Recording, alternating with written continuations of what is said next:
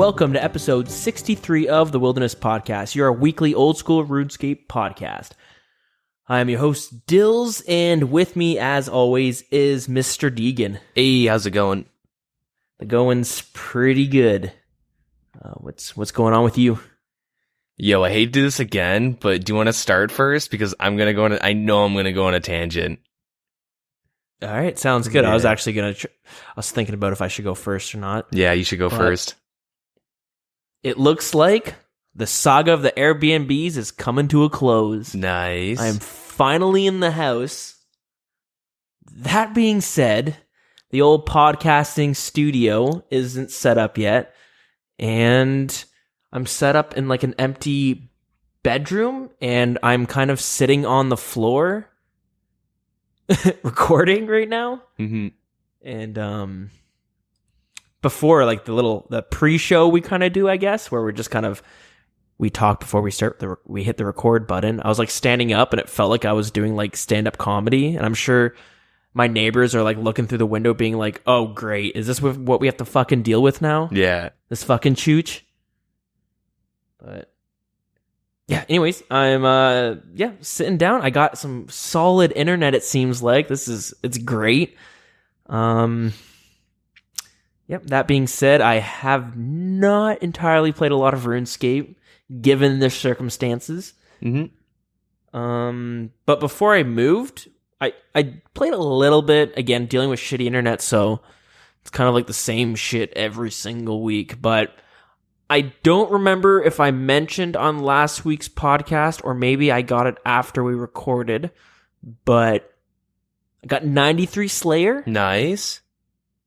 Yeah, it's pretty good. That's like the last, well, I should say second last milestone for the Slayer skill, because Next one's 99? Yeah, 99. There's Damn, no dude. monsters in between 93 and 99. Shit, I gotta Yet. catch up. You're ahead of me now. Oh, yeah. Hell yeah. God damn. I can't accept this. I'm gonna start slaying right Next now. week we're going to talk. Next week we're going to talk, and you're just going to be like, yep, so I got 99 Slayer yesterday. Haven't slept in 3 days. Motherfucker. So yeah, got 93 Slayer, and at some point I got the Smoke Devil task, which is the 93 Slayer level monster. Yeah. So that's pretty sweet. Are you doing thermo? Yeah, I tackled the thermonuclear Smoke Devil, which is the boss variant of the Smoke Devils. If you don't know, I'm kind of assuming, but I'm pretty sure I'm right about this. I think they were released around the same time as the Kraken boss. Yeah. It was with Because- the big Slayer overhaul update. Yeah, because they both seem pretty much, like, they seem very similar. As in, you got these mini Krakens that you could fight, or you got the boss version you could fight. Same idea with the Smoke Devils, and Smoke Devils are basically, they look similar to Dust Devils. And yeah, you got a cave with a bunch of Smoke Devils, and then you got another section with the boss version of it. Yeah, so yeah, I fought Thermi, the boss version, and yeah, I don't know if you're familiar with the fight. I'm familiar with the old safe spot methods, but I don't know how the fight actually goes.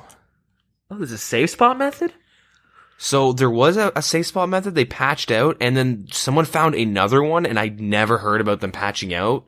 But you have to like hit it with a longbow or some shit, and like lure it around to a certain part of the wall, and it's too much of a pain to actually do it, because you have to do it on every kill. Yeah, I don't think you can do that anymore. At least I was looking up a couple ways of killing it, and that was not one of the methods mentioned.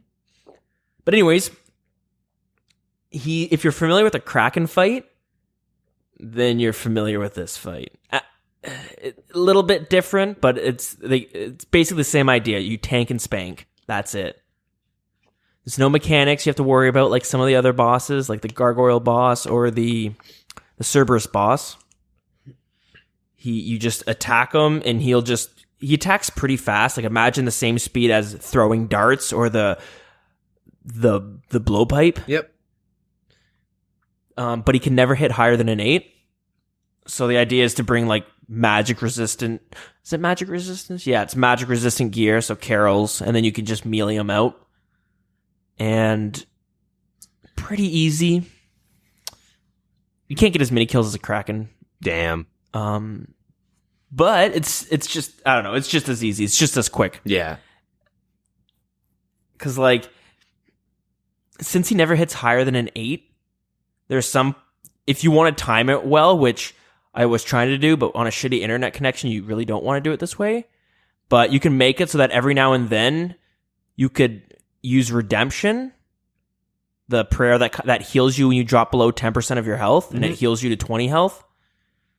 So, like, you know, you have your prayers to increase your damage, and then as you start to get close to running out of prayer, you pop up Redemption, and you can use that to heal yourself, so you're not really wasting too much prayer points. Yeah. You get what I'm saying? Yep. And since he's never hitting more than an 8, it's really fucking easy to do that. Yeah, so one way is just basically tank and spank, fight him out, waste your inventory, teleport out, teleport back in, and fight him over and over again. Another way I was reading about, which this was just, I tried it, and it was kind of a pain in the ass. It was just a nuisance. But basically, there's a fairy ring that's fairly close to the boss lair, or just the place you fight it in general. Fuck, I'm a little sleep deprived, man. It's been a rough week moving into this house. Yeah, I feel you. So if I get a little loopy, it's it's bound to happen this episode. But anyways, so yeah, there's a fairy ring close to where the boss is. So what you can kind of do is, or what I was seeing people do, they bring a bunch of full melee offensive gear, like full bandos, and you can bring a DDS, Crystal Halberd, or Dragon Claws, and you basically take a fairy ring from your player-owned house to where the one that's close to the boss lair. You run to the boss lair, you use all 4 of your specs, and you'll either kill it or bring it pretty close to death. Mm-hmm. And when you kill it, you teleport back to your home, restore all of your special energy, and then run back. Okay. So it's a pain in the ass because you're constantly just running back and forth, but you don't really have to ever use food or prayer potions. It's kind of like not an exploit, but it's a way around actually having to fight the boss. It's a way to abuse the 82 construction, 82 to 90 construction if you have the Ornate pool. Yeah, exactly. Yeah. So I saw a lot of people doing that. I tried it a few times. Maybe it was because I was lagging, but I found, like I said, it's a nuisance. But also, you're not getting as many kills per hour as you would if you just stood in the boss lair, because it spawns like 2 seconds after it dies. Yeah. So you can keep fighting it out, and then I would just bring a Sarah Godsword when I was doing it that way. Mm-hmm. But the other method I was reading about that I still have yet to try is you can ice barrage it, and then you can basically nonstop ice barrage it at the max range, and it can never hit you. Okay. So you can kind of far cast it. Yeah. I haven't tried that though, but apparently that's a method. And yeah, it's good money. It's really, really good money. And yeah, it's on par with the fucking Kraken boss. Like, it drops the smoke battles, not smoke battles. Yeah, no, sorry. It drops the smoke battle staff. Yep. Which is like 2.1 mil? Yeah, it's like 2.1 mil. Mm-hmm. It's the staff that covers both fire and air runes. Yeah. Really nice for splashing. Yeah. And it also drops the occult necklace, which increases your magic damage. I think those are the 2 uniques it drops. Yeah. Yes. Yeah, so that's about it. Pretty good money though. I got a dragon chain body from it. Nice. Which is a 1 in 3,000 drop, I think. It's the same drop rate as the pet, so it's fucking nutty. Yeah, that's pretty nice. What kill count? Not much, like maybe 150. Damn, nice. So it worked out pretty good. That's basically it for my RuneScape week, but it's interesting to see the Smoke Devil boss, same with the Kraken boss. They're one of the two of them are kind of on the more higher level Slayer scale. Mm-hmm. Shit. You get what I'm trying to say. Yep. But it's interesting to see like the mechanics just aren't really there. And then you compare it to some more recent bosses like Cerberus or the Gargoyle boss, and you can just tell like even like Calphite Queen God Wars dungeons, like those are way harder to kill than Kraken and Thermo. Which is weird because the Calphite Queen is a really old boss. It's not the first, but it's one of the first. Yeah, it's definitely up there. And like, just you go to the Kraken boss or the Smoke Devil boss, and you get a feel for what Jagex was trying to, like, kind of what the player base wanted at the time. Yep. Which was lots of money done easily. You know what I mean? It came out around probably the same time as Neve's Cave, which made Slayer super easy to do. It's, one cave that you could just go to, had every single monster on it, and the Slayer master was right outside of the cave. Yeah. And there's a bank right outside of the cave. So you literally is your one-stop shop for everything Slayer. And like, Slayer Ring teleports you right there. Yeah, which if you needed it.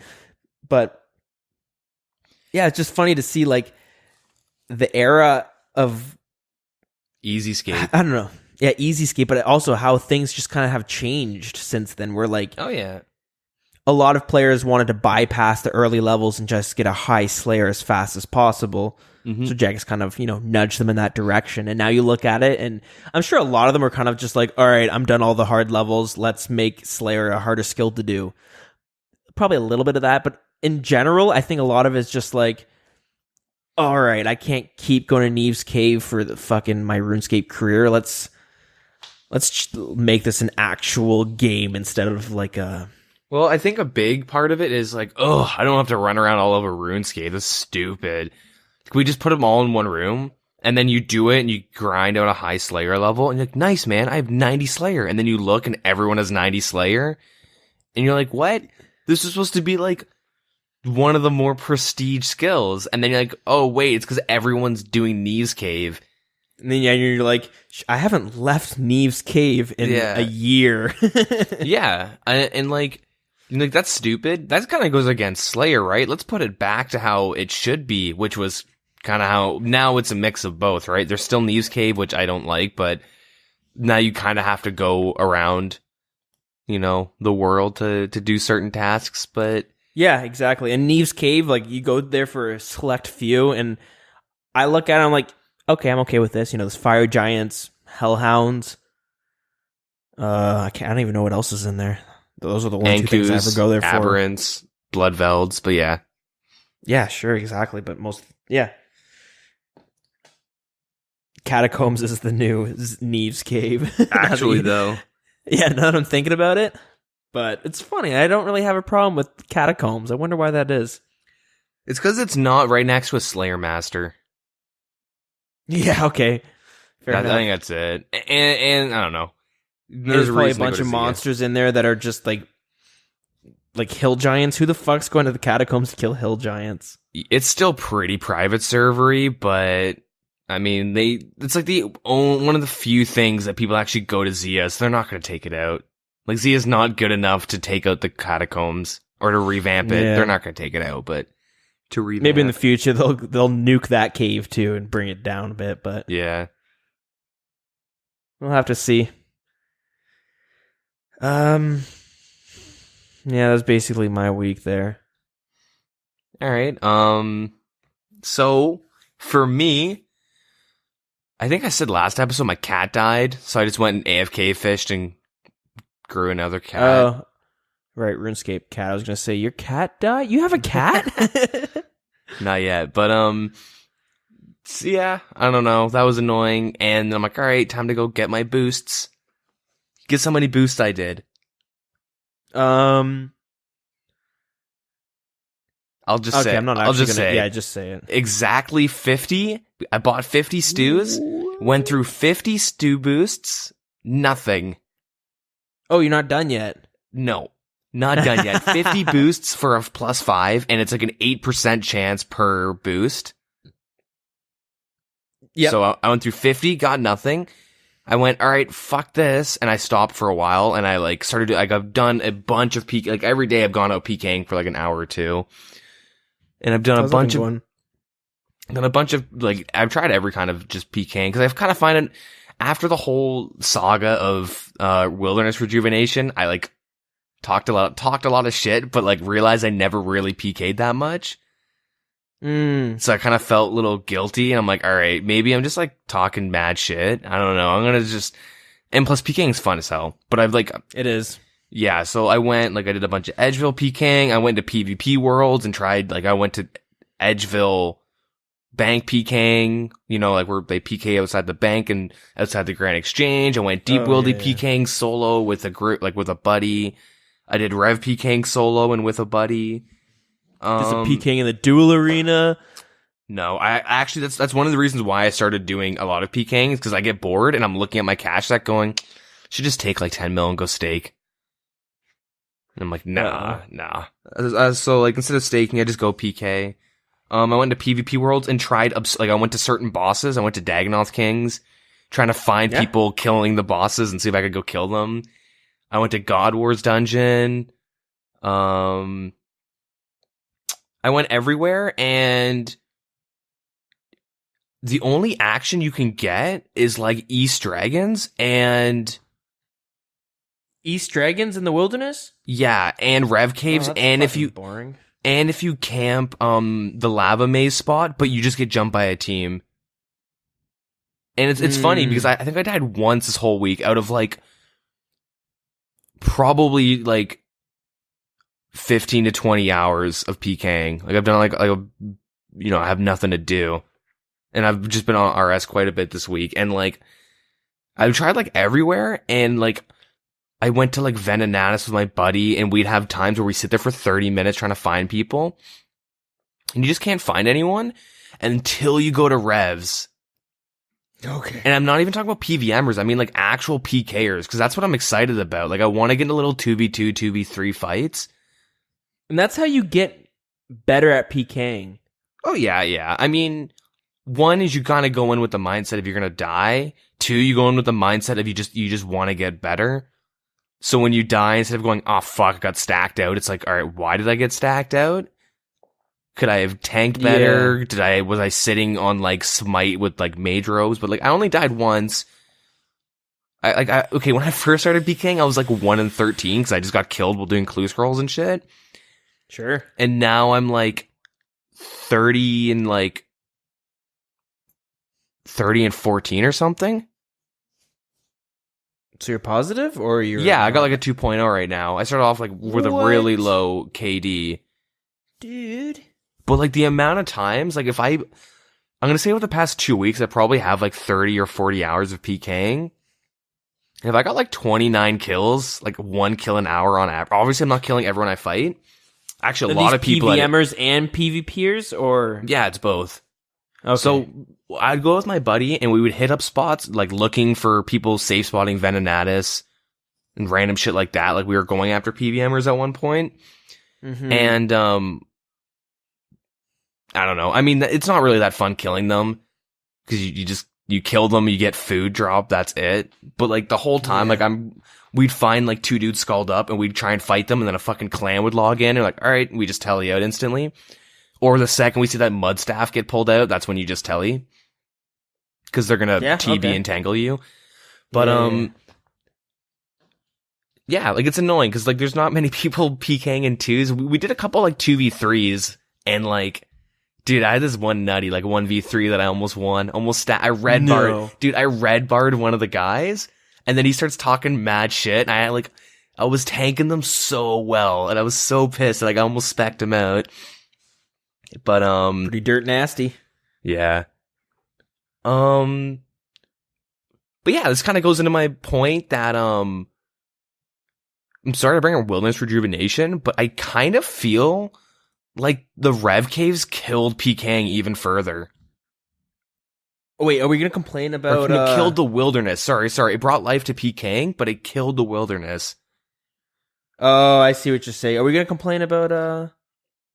Well, I'm not gonna complain on just like food for thought. This is just my opinion from someone that like was against the changes, but then was like, you know what? I see the purpose of them, and then like actually went out and like put in like 30-ish hours, maybe more, to like experience it, and I ended up like liking PKing way more than I expected. You know what I mean?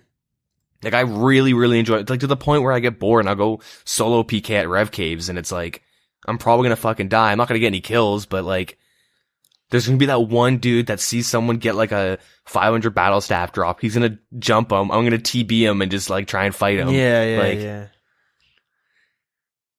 But so like from I don't, because I didn't PK that much before the changes, but like you could find like PVMers pretty easily, like if you just go camp bosses and just world hop. Generally, sure. And if it was more than 2 people, you could eat, because like for me and my buddy would start from like top to bottom, and we have like 80 give or take worlds to scan through, maybe like 75 worlds to scan through, and then with the auto log, when you log too fast, I hate that. that would like, we literally lost like 4 kills because like, okay, I'm coming, like I'd be TBing and I get auto logged because I'm just hopping too fast, and then you gotta wait a fucking minute before you can log in. You've been logging in and out too many times, so you're like, fucking, if this is an engine work problem, fix it, because like, you know how annoying it is to go to the Kraken boss and every world's filled.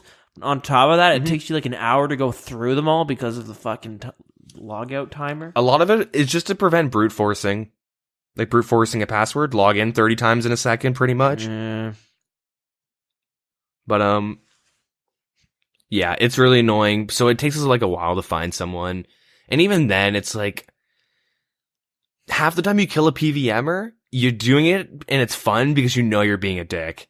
Like, I'm gonna be honest, like, we'd kill, like, a dude safe spotting Venenatus, we'd get a glory, and we'd, like, make jokes on how we're gonna split it and stuff like that.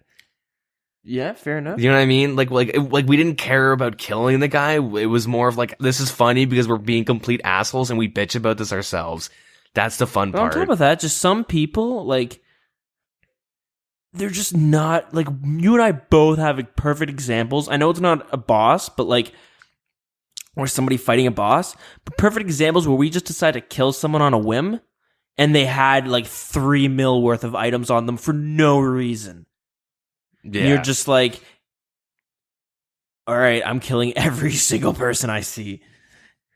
Yeah. And then I get killed in the wilderness, and I'm like, you know, fair enough. Like, I'm doing clue scrolling, like, fair enough, you know. I might have accidentally brought 200 tabs of a certain teleport. People do that. Yeah, but people that like are just like out of it, they're just not paying attention or something. You and I've never have accidentally examples. like tallied with my cash stack. I'm always like super careful with what I have on me before I go into the wilderness. Yeah, me too. But like I said, you and I both have examples, as well as I've killed someone doing charging orbs, and I've killed someone rune crafting before who were bringing like 2,000 cosmics with them, or they were rune crafting nature runes and they had like 800 nature runes on them. Like they were just like, watch, you know, they're counting their nature runes that they were rune crafting. You're like, man, you're a fucking goof. Yep. Yeah, the whole point of the wilderness, big vast area, talk about it all the time, and then you can bump into people and like, are they going to attack me? Am I going to attack them? Kind of like showdown that happens while you guys are going to your logout button. Like that's the whole fun of it, right? Is that like this whole area you can get PK'd, but like now, like I go out looking for PKers and all you find are clans. Ooh, yeah. You don't find I found like solo dudes at the like the lava maze and shit. Like, oh nice. And you say like, all right, good luck. And then like I'm not supposed to say good luck, but I'm potting up and like, all right, getting ready for the fight. And then like 6 dudes. You want to have a 1v1? Well, like, I'll see, like I teleport in, see a dude scald, I start potting up, I'll type in good luck, put up my smite. You know, usually I'll switch to whatever he's gonna attack me with. Like, hit him with the barrage or something and start going in. And as I'm doing that, I just see like 6 dudes log in next to him.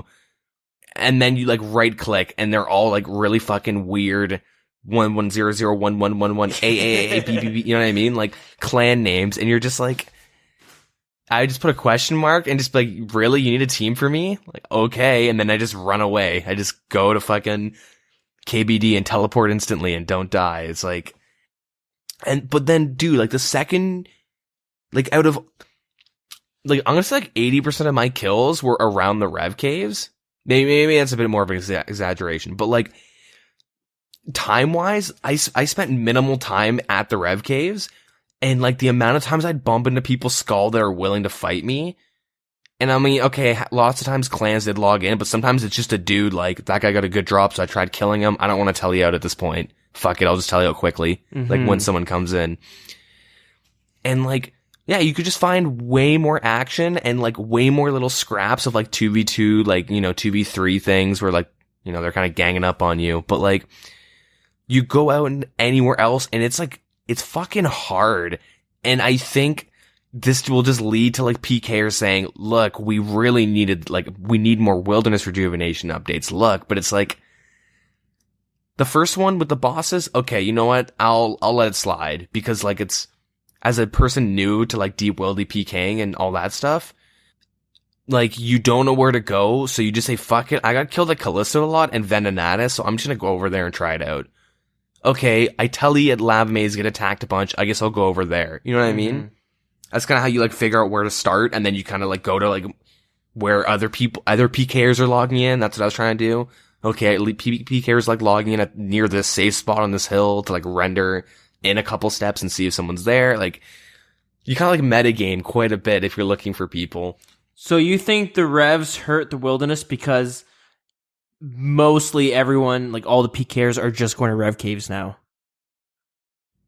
Yeah, I think it hurts like the wilderness, but it helps PKing. So like all the PKers complaining that the wilderness is dead, it's that like, the issue isn't that the wilderness is dead, it's that they aren't killing defenseless noobs enough.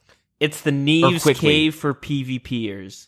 It's literally, dude, it's literally the Neves Cave for PvPing. Your one-stop shop. And like, clans, yeah, it's single like, fights, PVM fights. Yeah, I guess I can see what you're saying. I mean, single fights is really sketchy because sometimes there'll be buddies hanging out. Like, I had it where I was fighting a dude and his buddy just fucking TB'd me and I'm like, ah, oh, god damn it. So I just like barraged them both and I just had to run up through the dragons and take the agility shortcut that they couldn't follow me through, and I just had to peace out. But like, yeah, like, I don't know, I feel like if you don't want to go to Edge, which I tried a lot of Edge fighting, but like, I think a big issue is I'm combat level 123, so a lot of people I did bump into the wilderness are like 60 to like 80, and like, at Revs, the lowest I can fight is like a 93 or some shit like that. Yeah, okay. So it varies like between like 90 to 93 depending on where I'm standing in the Rev Caves, but 93 to be safe because they're going to run south to Telly. So like maybe I just have to make like a max account Zerker. And then like I'll be like, oh yeah, because like I would go to like dragons to try and find bots to kill them. And actually every time I tried fighting bots, some fucker, this happened like 3 different times, some random dude comes out of nowhere and just tries to rush and like spec me out. I went to Easter egg, some dude declaw rushed me, and then he just tellied, and I'm like, alright. Another dude just started attacking me at that same spot and just declaw spec'd me, and I'm like, oh, okay. And then he just like ran off because I had him TB'd. And then another person AGS barrage stacked me and left me with 3 HP, and I just tellied out. Oh boy. Yeah, like, so I can't even kill bots because fucking dudes come out of nowhere and just rush me, and it's like, I can't even find those guys, you know what I mean? Yeah. I can't rush them. Maybe I'm just getting unlucky. I'm not too sure. But well, to play devil's it's super weird advocate to your argument that Revs kind of hurts the wilderness, but it helps PKing. It could be because it still is pretty new update. So like that's what a lot of people are kind of checking out, or it's the new hot spot in the wilderness. And yeah, so it's just a lot of activity going on there, whether it's a PVM, a PKer, a small group, or a clan of PKers. But at the same time, like, as you're saying that, I agree to an extent, but at the same time, I'm sitting there being like, well, fuck, now I can go kill lava dragons because I'm not going to have to worry as much.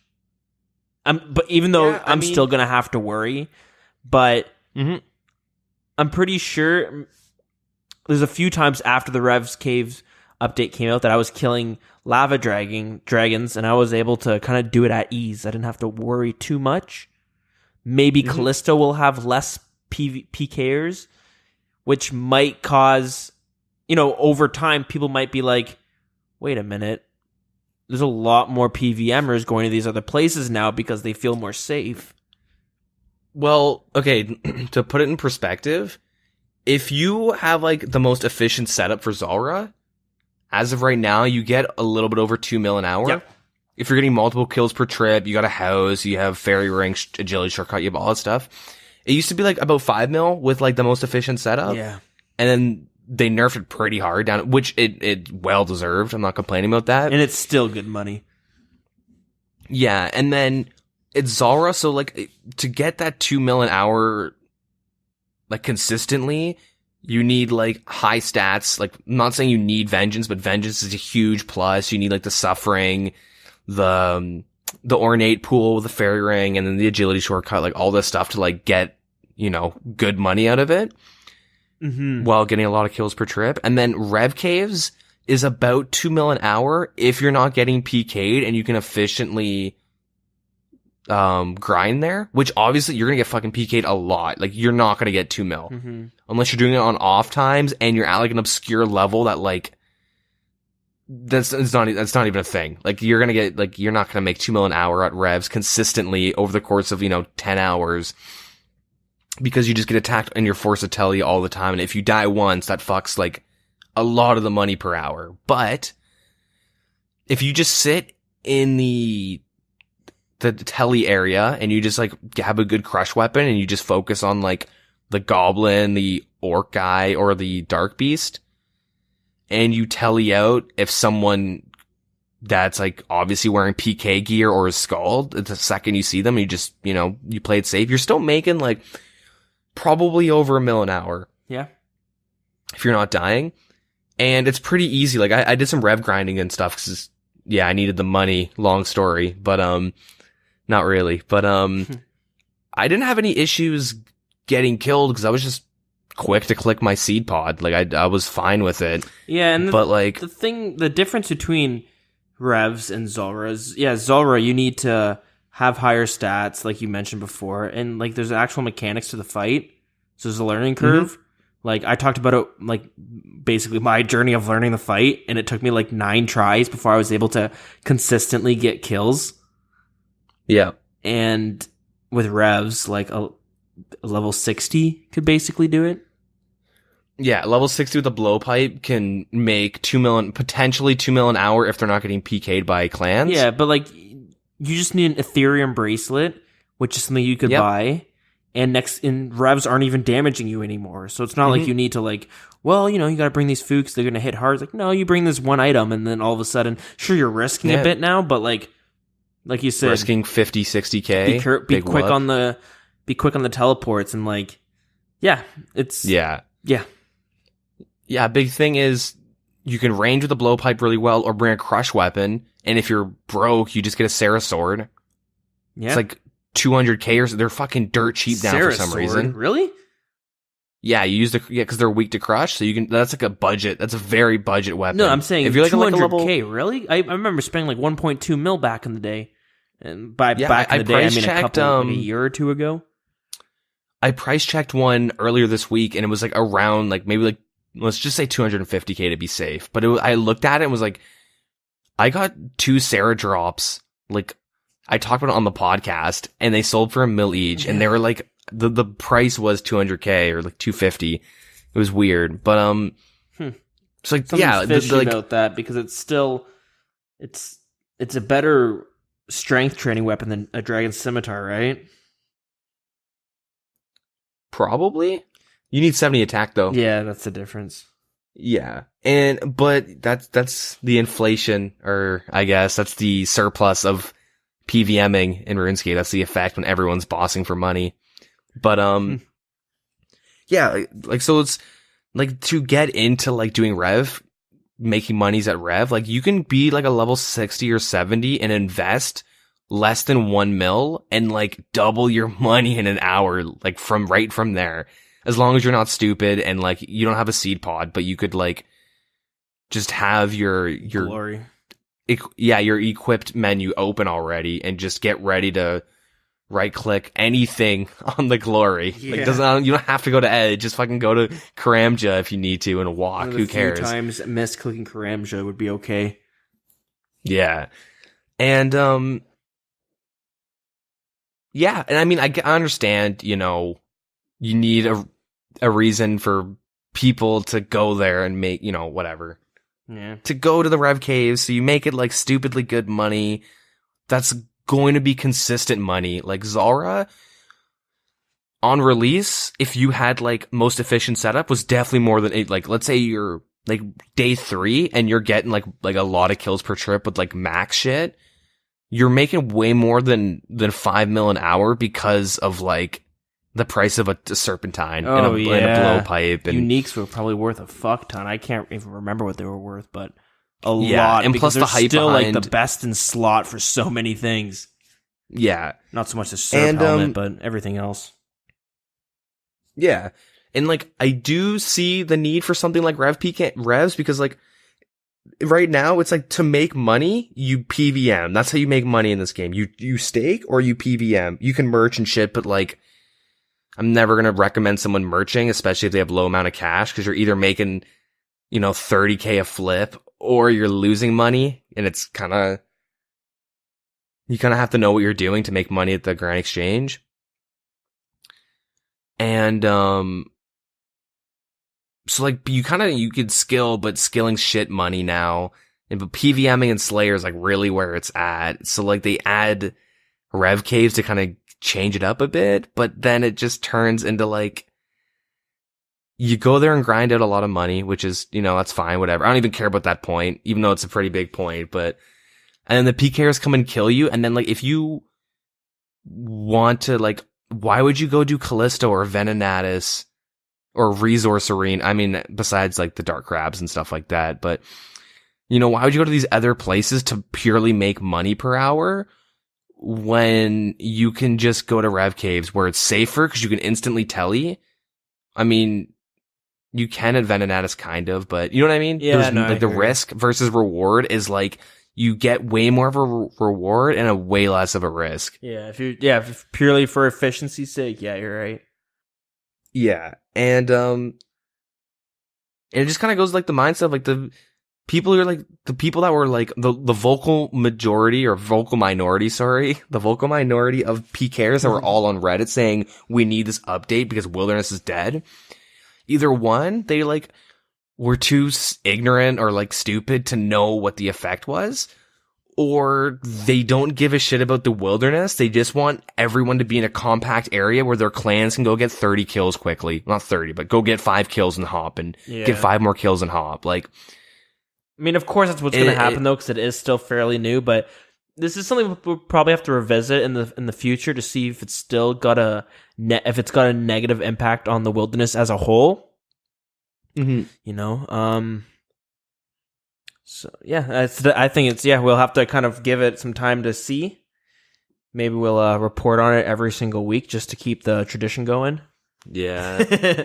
We'll wait until like someone bitches on Reddit on how the Rev Caves it just ruins the Wilderness, and then we'll like, okay, hey guys, episode 63, and just make the exact same joke. But yeah, I don't know. It's kind of cheese meat. Like, dude, I thought I was a genius. You want to hear how smart I was? And I tried this so much. So I was thinking, all right, like I want to try peeking at really random spots and like record it, and then if it works out, I can like post it on like Reddit and then on our YouTube channel and be like, come check out the podcast. So this is what my idea was, and it didn't work, so I'm fine with talking about it. So Monkey Madness 2 bursting is so full all the time. Every world is fucking packed if you're going at prime time.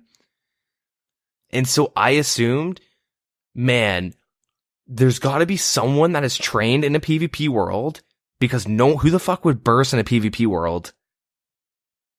Who would? Yeah, who would burst in a PvP world? Like, I don't know. that's so stupid, right? But like at prime time, Monkey Madness 2, bursting spot, like, dude, there's times where like I wouldn't be able to find a world and I have to come back in 30 minutes and find one. Yeah. But there's that dude that fucking just spent like $80 on his credit card. He doesn't he has got no concept of money, or he's a big staker. Mm-hmm. And he's like, yeah, fuck it. I just want a free world. And then I come in with this is what my setup was. So I went to the bursting spot and I would like climb down with like protect item, mystic might, and then like protect melee, because you have to have protect melee. And my plan was to run up on them, hit them with a tele block and entangle them. So they can't, because they're not going to be praying magic. They can't, because the monkeys are going to fuck them up. And if they're smart, they're stacking monkeys as they're training, if they're being efficient. And so they're entangled, they're TB'd. And then I had a dragon scimitar, so I could run up and desim them and drop their overheads. And then I brought a dragon spear, because the overhead is disabled for 6 seconds. Mm-hmm. So if you desim them, wait like a couple ticks and then spear them right afterwards, like they can have like 7 or 8 seconds of no overhead with a bunch of fucking monkeys hitting on them. And then you just, you pull out your ballista, like I'd bust out my ballista and then kill them. And then like you could have a fucking dumb, because dude, like when I was doing bursting, I was bringing like 25k bursts at a time. And I mean, I checked every world like 8 times over the course of like a day or 2 days in prime time. I would just go there and check it out. Mm-hmm. And I would like camp it for like an hour, just like log out for 10 or so minutes, do something else, come back and check all the worlds. Nobody does it, which is sad. I would have been so happy to get like a beefy PK, but I don't know. I just tried PKing like fucking everywhere. Oh, that's a shame. This past week. I was expecting. I mean, no. Okay, well, I mean, it's stupid to do it, but I mean, I think the idea is smart. You just need someone dumb enough to like. You brought it to do that. Bringing it up though, you've made me think of a decent idea. Yeah, you could try the Kraken boss, because if I'm not mistaken, you need to have the task to enter the cave, right? Yeah, that's a good idea. So maybe there's some people who are going to check out the PvP worlds, because like I said, that place is fucking packed. Do you need a task to go in there? I could be wrong, but I kind of think you need a task to get in there. I know you need a task to fight it, that's for sure. But yeah, like I don't know. Well, it's definitely it's a good thought. It is, especially on the weekend or something. Someone's gonna say, "Fuck it," I'm going in. But yeah, I don't know. I just tried to like think of some neat ways to PK. I like literally would go into a PvP world and then just like open up the map and be like, all right, what are some hot spots that people just train at and shit? Like, and I checked so many spots and like fucking nobody, which makes sense. That's good. That I'm not like, if I'm finding like, if I was like, yeah, I killed 6 people on Monkey Madness this week, like per spot, like that would be so stupid. Like, yeah, fair enough. I mean, it's for the greater good if I didn't, but like, yeah. I don't know, just weird to think, like, I tried doing edge PKing, which I did this specifically because the point I brought up was, well, if Williams is dead, just go to edge PK. That's super ignorant of me now that I actually went out and did it, because at my combat, everyone's DHing and they want to do DH risk fights. Mm-hmm. And since I'm new to PKing, I'm not going to just lose a couple mil just for the sake of fighting someone, because I know they're going to beat me.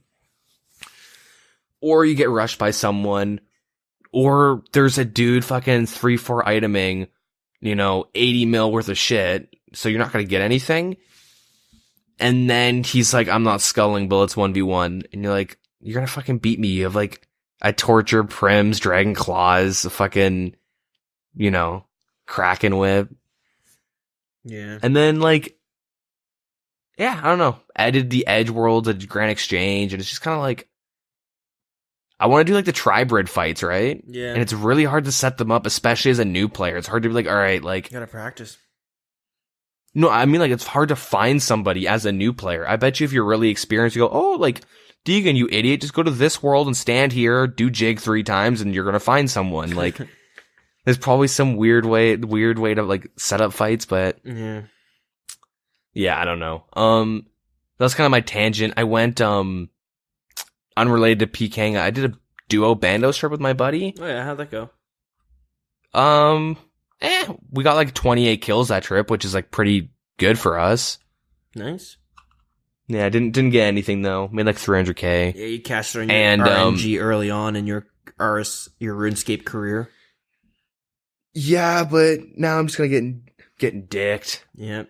Out of all the bossing and shit, but the stews alone. I was gonna say. Yeah. So I was gonna mention I did 50 stews. Said fuck it. I spent a bunch of money buying full bandos, and I bought like a bunch of random gear for PVMing. Mm-hmm. And I had like 3 mil left. Spent like 1.5 of that getting 83 construction. Oh, nice. Get that 4 boost. Yeah, and then I did 12 more boosts on top of that, and still haven't gotten shit. Okay, 62. That's not bad. Let's try to hit That's pretty fucking bad. Out of an 8% chance to hit a 5? Dude, 62, and we're on episode 62? Oh, I think it's true. meant to be. It's cursed. Let me just double check the stew RNG. Because I'm pretty sure it's 8% to get a 5 and a 4. Yeah, so it's 8% to get a 5 plus, 8% to get a 4 plus. I don't even want to know what the chances. I don't know like how unlucky I am, but I know that's pretty unlucky. Yeah. Yeah, that's. I thought I was unlucky, and I was never that bad. Like by 10, you know, by 12 you should have it, or like by 13, I don't know. All I know is I gotta go to the GE and buy 100 more. That's all I know. Maybe one day. It's probably, I don't know. Well, obviously, if I keep doing it, I'll get it. But it's just fucking annoying how much time I've spent. Anyways, let's move on to the news, though. Whoa, the news. Let me. News, you say?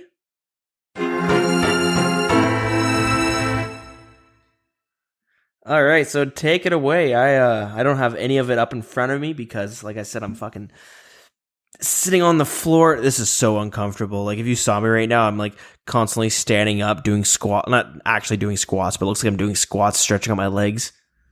Yeah. They're gonna, the neighbors probably think like, oh, look at him. He's like a stand-up comedian and like a fitness trainer. Yeah, he's a squatting comedian. You're a Russian comedian. I don't get it. Because Russians are known to like squat and stuff and wear full Adidas. Wait, like squat as in like the like exercise squatting or like some type no, of like EDM where they're kind of dancing? like squatting, where they're just kind of like sitting, but they're not on the ground. Like they're like standing on their feet, but they're squatting. No, I picture it now. Yeah, that's good. But anyways, so Russians have nothing to do with the news. Don't worry, not yet, at least. Russian server? Oh, no Russian servers. No, not yet. One day.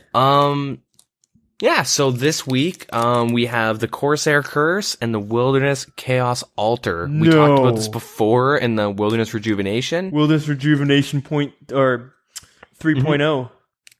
Yeah, they didn't release the whole thing in one go, and I'm assuming it's to give more longevity to the updates. But yeah, anyways, so Corsair Curse, we talked about this, I want to say like around September, maybe. Like a long time ago. The Corsair Curse is the free-to-play quest, I believe. It's a new area that is south of Feldip Hills or something like that. Yeah. I believe that's the right thing I'm calling it. But yeah, anyways, it's a free-to-play area that gives new mobs to grind for free-to-play guys, which is nice.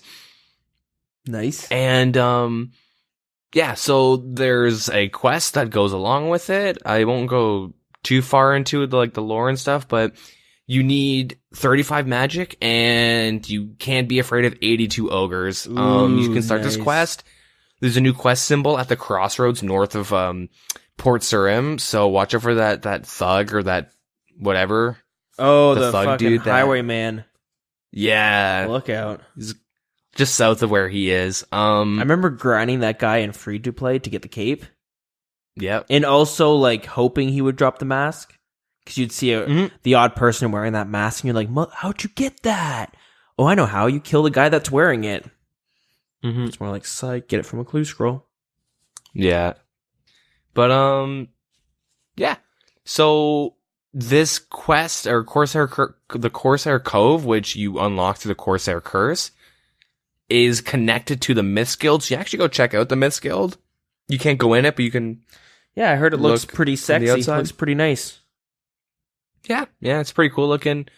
Yeah, the Cove is pretty dope. I actually, now that I say this, I think you can go there without. I think you can go there without actually doing the quest. Have you done the quest yet? No, but I was there. Ooh, you're missing that quest cape. You worked so hard for that, too. I started it. I haven't finished. Well, I just started for the sake of starting it, so maybe you... Yeah, okay, sorry. So you have to start the quest. Okay. Yeah. But yeah, in there are these new... Yeah, so there's these new ogres. They're called Ogress Warriors and Shamans. Nice. Yeah, so they always drop big bones, so it's high level. It's better than they're better than Moss Giants and stuff for free to play. Whoa. That's sick. They're closer to a bank too. So like when you did Moss Giants and you're in free to play, for all you free to play players out there, if the Hill Giants were too packed, you had Dragon Slayer done, you could go to that island. I forget what the island's called, where you go down and kill Elvarg. You know that special area where you take the boat and do that whole...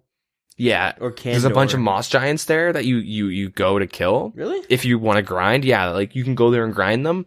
I just remember team fighting those Moss Giants being like, oh man, this is like basically a boss level for me. Or a boss fight for me. But you'd have like 4 dudes. You were not even friends. You're all just fighting over for the drops. Yeah. Good times. But, I don't know. It's pretty empty now. I went there on my free-to-play guy. But I should actually bring them up now that these Ogress are out. But yeah, so at that time, before this update, if Hill Giants were like too packed and stuff or not good enough experience, you just go to these Moss Giants. But they're really far from a bank, and it's a fucking pain to get there and all this stuff. And then they come out with Ogress Shamans, which are really good. So they always drop a big bone. So it's, you can sell those big bones. It's nice. They're close to a bank too. I think they're like just as close, if not closer than Hill Giants. So keep that in mind. Okay. But their drop table, they drop Iron Steel and Myth Arrows. Okay. They drop Myth Kites. They drop Rune Medium Helms. Whoa. Rune Full Helms. What? That's Rune huge. Battle Axes. That's massive. Oh yeah. So the rune drops are on the rare loot table, so that can go from 128 to 1 in 512, I believe. I think that's the bracket of a rare loot drop, and it doesn't specify in the wiki yet because there's not enough info. So it's safe to say 1 in 512 if you're going to play it very, very safe. But there's also a new item called the Shaman Mask, which, looking on the wiki right now, they go for 600k, and they're very rare, so that could be like a 1 in 3,000. It could be a stupidly hard drop. 1 in 32,000. Fucking dragon. Yeah, pretty much. Full helmet. Yeah, I don't know the exact drop. They're super rare, and they have the exact same bonus as an iron helmet. Yeah, iron purely full helm. cosmetic. Yeah, they look fucking sweet though. Mm-hmm. They kind of look like some sort of beetle skull. Yeah, okay. With the big pincer things on the mouth. They're pretty cool. They drop like every single free-to-play rune, like Chaos, Cosmic, Nature, Law, Death, and like all the basic ones as well. Mm-hmm. And then like members, they drop like, they can drop Renar seeds, Toadflax seeds, like random seeds. Mm-hmm. But for free-to-play, they drop all the gems. So, Sapphire to Diamond, all common. So if you're an Iron Man, you can get your gems a lot more easily than you could before. And they drop Limp Words too, and they can drop up to 1k, and they even drop 1 to 3 salmon. 1k gold? Yeah. Okay, I thought 1k limp roots. I'm just like, wow. Mm-mm. They've already oversaturated the amount of limp roots in the game. It's just fucking... Yeah, no, they're not that bad. But it's very rare to get the drop, so it's fair. Yeah. Yeah. They're weak to stab, so keep that in mind. Okay. I think Mage fucks them up too a little bit. I'm not too sure though, to be honest. They're like twice as hard as Moss Giants. Mm-hmm. I mean, yeah, so they're pretty tanky. But yeah, I think you're better off just, they're weak to stab, so I don't really know what weapon you use, but you can probably just use a rune sim and slash them anyways. It doesn't really matter. Yeah. But yeah, I don't know. So it's nice if you're free to play. You can make some good money. I know some people have been making decent money. If you're a free to play Iron Man, you can finally get a rune weapon without having to smith it, right? Yep. So I'm not get the rune badlax. Yeah, if I'm not mistaken, I don't think there's any other way to get a rune weapon in free to play. And the only other way to get rune full helmets is from greater demons, which are in the wilderness. Yeah. Yeah, exactly. Or Obor. I think you can get them from Obor. Oh, true. Yeah, maybe he drops some rune weapons. Who knows? He drops a club. Well, Obor drops... Yeah, the club, I guess. But Obor drops the badlax, longsword, 2H, and the club. But he drops like a chain body, legs and skirt, kite, and a helmet. Wow.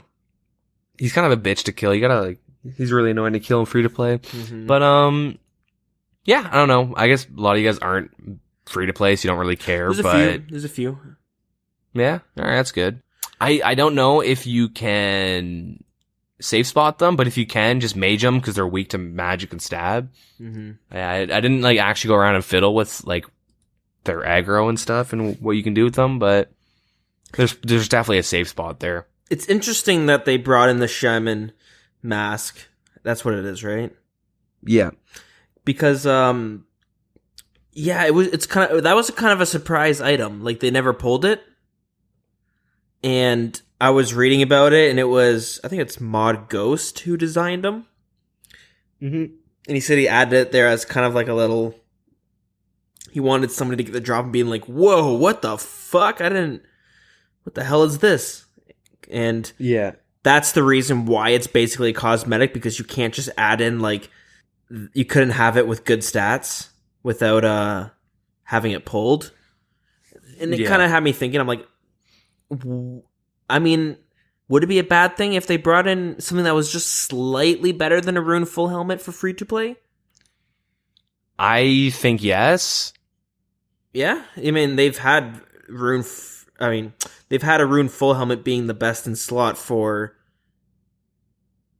15 years. Yeah, but the big issue is now these guys are really good. Okay, so when they came in with Obor and when they did... Okay, let me go back actually even more. When they redid Kurasks, Turos, and Necrials and Gargoyles, when they redid those so people would actually want to do them on Slayer task, specifically the Kurasks and I think Turos too, destroyed the prices of Limpworts. They used to be worth a lot. Fuck, you just named them. Aberrant Spectres, too. Aberrant Spectres? They drop noted 20 limp roots at a time. I walk out of there with hundreds. Yeah. They revamped Slayer to give a shit ton of notable herblore items and shit like that. I don't know, random shit to make money, just stupid items. But and that killed the best way to make money in free to play, because you used to grind hill giants for the limpworts and the bones if you're trying to get a bond in free to play. Yeah, you would kill them, you would save their bones, save their limpworts, and they were going for 1k each at a time, so those are really sought after drops. And it dropped them all the way down to 200 GP each, which obviously, fucked free to play is pretty hard. Mm-hmm. And so I feel like the ogre, there's the ogress, guys coming in is kind of like a, hey bud, we're sorry. Here's, these guys drop a good amount of chaos, cosmic, nature law and death runes. They drop some diamonds and rubies that are pretty common, and they can drop 1k. It's they're trying to make up for it. So those high level free to plays can just grind out a bond quickly. Yeah. And again, with mobile creeping around the corner, they're going to keep in mind this new influx of players that are probably going to stay free to play for a while. They're probably going to be well, let's give them a new end game sort of idea. Yep. Instead of it just being go to lesser demons and kill them because nobody knows why you're really killing them for the 10k fucking rune helmet. Yeah, I mean, endgame now is kind of like you grind hill giants for big bones, or moss giants if you want more experience. But like, What about those ice giants? Gotta give them some love. nah, you know, ice warriors. Yeah, no, fuck them. I hate those. Yeah, motherfuckers. kind of. Yeah. Gives me fucking flashbacks of my free to play days. Yeah. So these guys. Sorry about that. These guys. Kind of give a new end game where you can get 3 like rune items and then also get a nice cosmetic that as of right now is going for 600k, which is pretty nice. But if they were to make the shaman mask better than the rune full helm, like it's cosmetic. I mean, it's probably going to drop down to like 200k or 100k. Like it's going like if it was a little bit better than the full helm, it would probably be worth so much. Yeah. Well, and it's the fact that it's not a boss drop. I know it's very rare, but like it'd be weird for like a random free to play guy to go in and get a drop that could be like potentially worth 1 mil, and especially depending on what the defense requirement is. If it's better than a rune full helmet, like okay, at least maybe on par. It'd be nice to be like, because I'm just worried it's going to drop down to a point where it's not going to be worth much anymore, except for maybe in the pure community, because sure, it's cosmetic, and like in free to play, you don't really have too much to work with. But at the same time, like the god armors kind of work really well because they replace your rune items, where they're basically the exact same. They just look a bit different. And I know they give you a little bit of a prayer bonus too, but yeah, I don't know. Yeah, I mean, cosmetics are always pretty popular. I mean, look at like the musketeer hats and stuff, right? 260k, and that's like pretty popular in the pure community. Yeah, so this might be like so many treasure trail items, and they're worth fucking nothing. Those the fucking cavalier hats. I remember dropping like 800k on the black cav. That thing's worth like 20k now.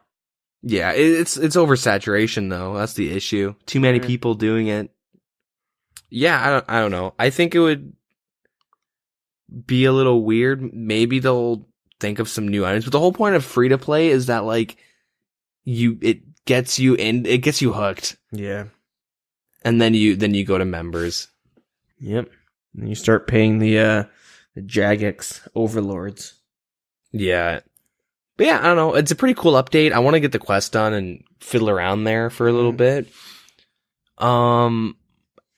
I wouldn't be surprised if like there was a demand to add an ogress boss that they add.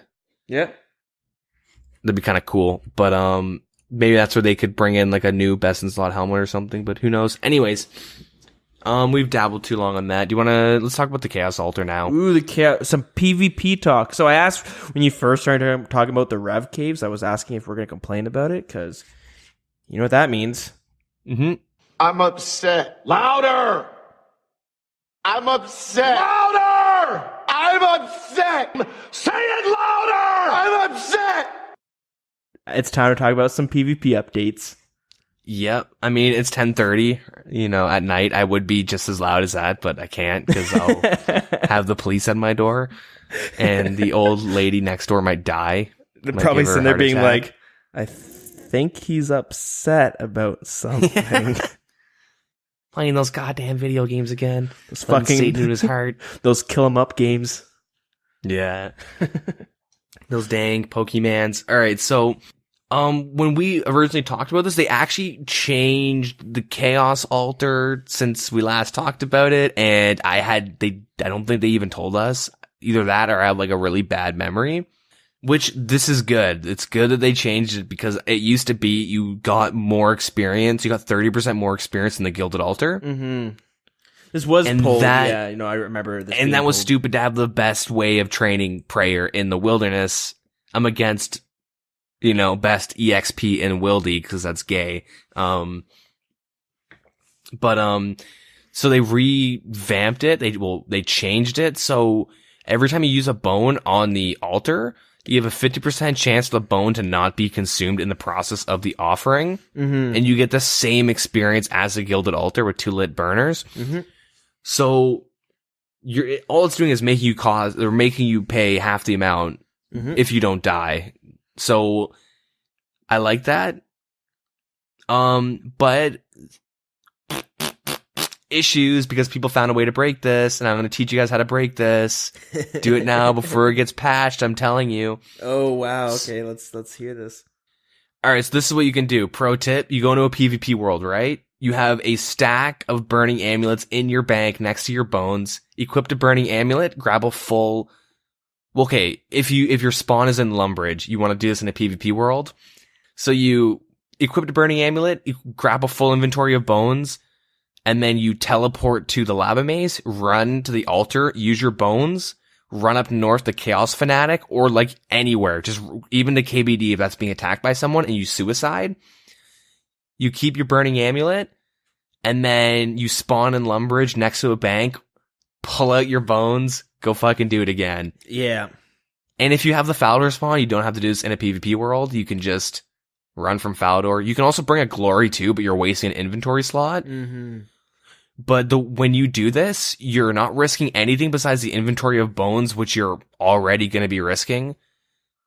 The suicide's pretty quick. You die pretty quickly. And, instead of risking a cash stack with a stack of bones or a noted bones, you're risking what you have in your inventory.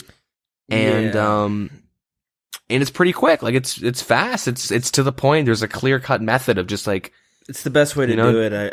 I've been reading. Yeah. And it's not good, but fuck those guys trying to kill you for your bones. Apparently, but like, how would you patch this? You don't. You understand this was a bad idea and you just revert it. Because how would you fix it? You can't. You can't really revert it though because it passed the poll. You know what I mean? Yeah. Like, yeah. I mean, so here's the thing. I never really thought about that issue that like you're talking about. No one there. thought about. I mean, no one thought about it and was vocal about this. Completely went way past my head until I saw people talking about it. Yeah. That like. The intention is good. You have a stack of cash. Hey, I bring in 1,000 dragon bones and a bunch of money, or, I'll bring 100 and a little bit less money. Mm-hmm. And I'll bring some food with me, whatever. It's all good.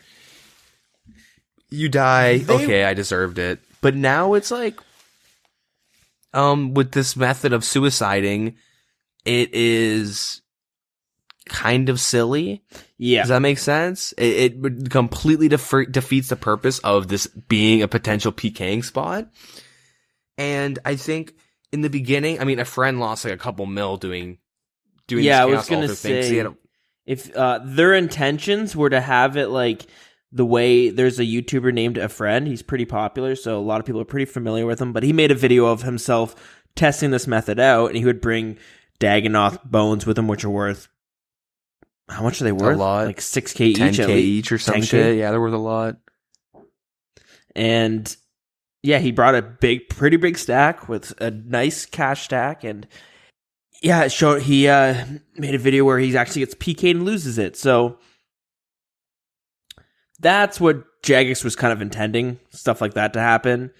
But really, it was kind of an oversight. And yeah, the best way of doing it is the way you just mentioned. Yeah. And the big thing is, the more PKers are killing people just for a full stack of bones and they have to put it in their looting bag, or even worse, drop their precious sharks to pick them up, like they're going to be deterred because they're not getting a stack of bones and cash like they were hoping. Yeah. And they're going to stop going there. And then like the whole area is like PvE content. That's all it is. It's just half the price. And it sucks because I do want to sell like a bunch of my gear and do this now because they have to change it. They can't Zara this. They can't wait 3 years or whatever, 2 years to fix it. Like but yeah, I don't really know how you would fix it. Like I said though, the idea, I like this way. Like imagine this, but 30% more bonus experience. Oh, that'd be I'd be fucking bad news bears.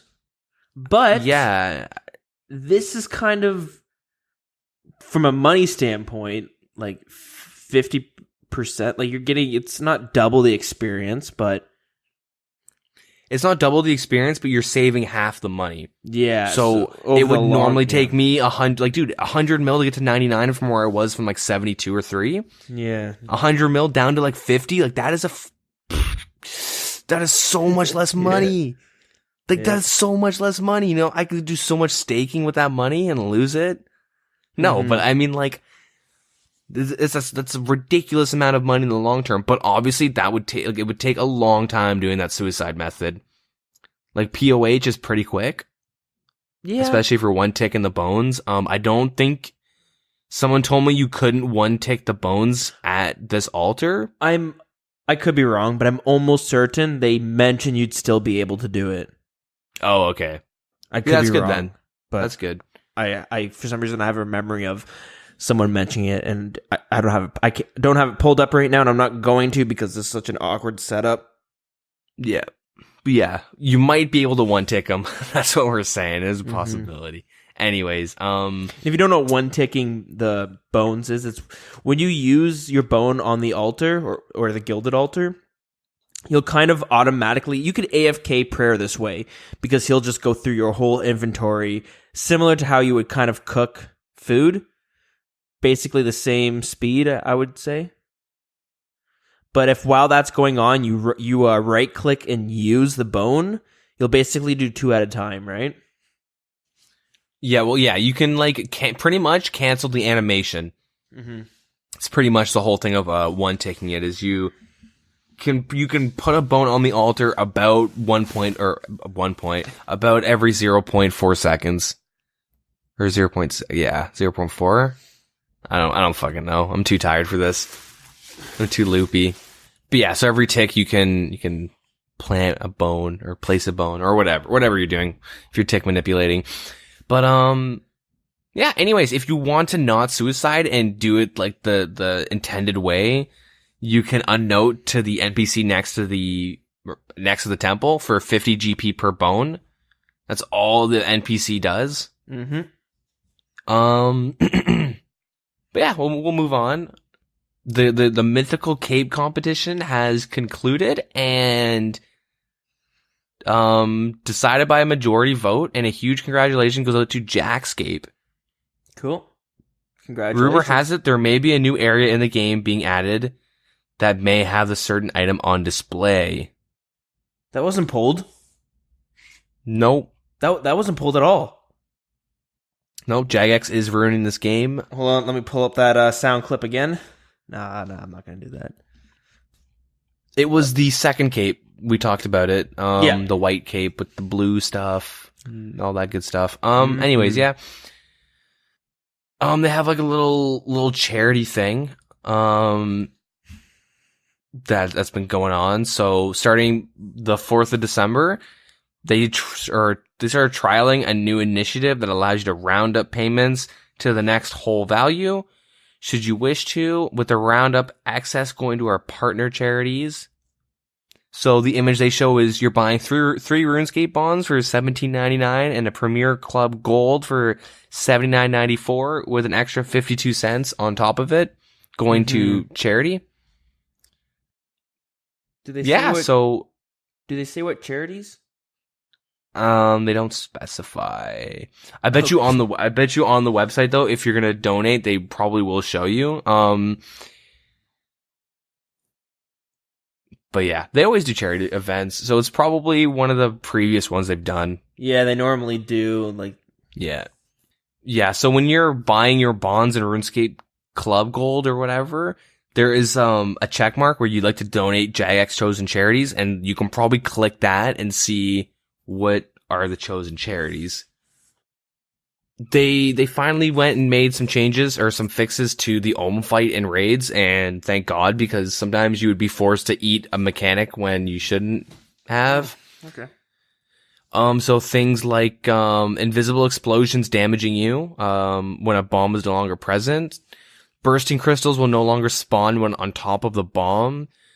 Acid pools will no longer deal damage to the player if the pool is no longer present. Falling crystals now cast a shadow when falling.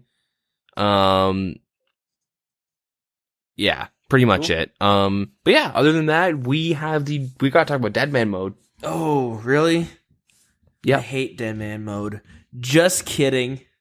Well, that sucks because this is where we talk about what happened, and then we give our opinions, and then our suggestions that they implement later on.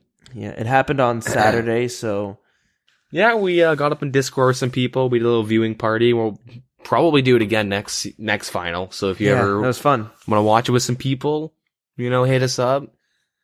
But yeah, so there was a prize pool of $30,000, and just in general, no spoilers. What did you think about the final hour? I enjoyed it. It was funny. I was like, I've had. I feel like a fucking broken record here, but since being at the Airbnbs, I've had a shitty connection. But like for some reason, starting on like a Thursday or something like that, the connection was the worst ever. Like I couldn't even play it. It was so bad, and then my hotspot was getting throttled because I fucking been using like 30 gigs of data on my phone this month. So everything was going slow, and I just wasn't able to play like any RuneScape for like 2 days. I was going crazy, but yeah. So then the DeadMan mode was starting, and I was like hopping on the stream. Got some popcorn ready.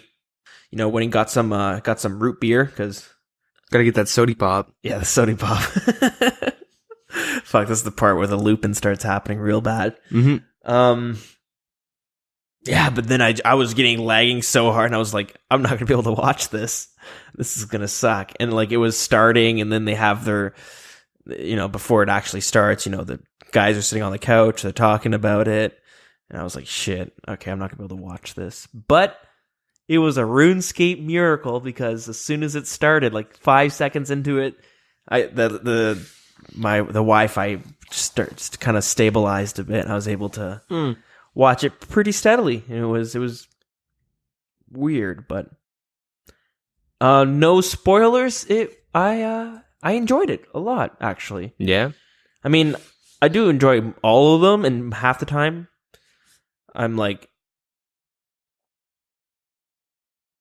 I'm enjoying it, but I'm also enjoying seeing what's going to happen at the end.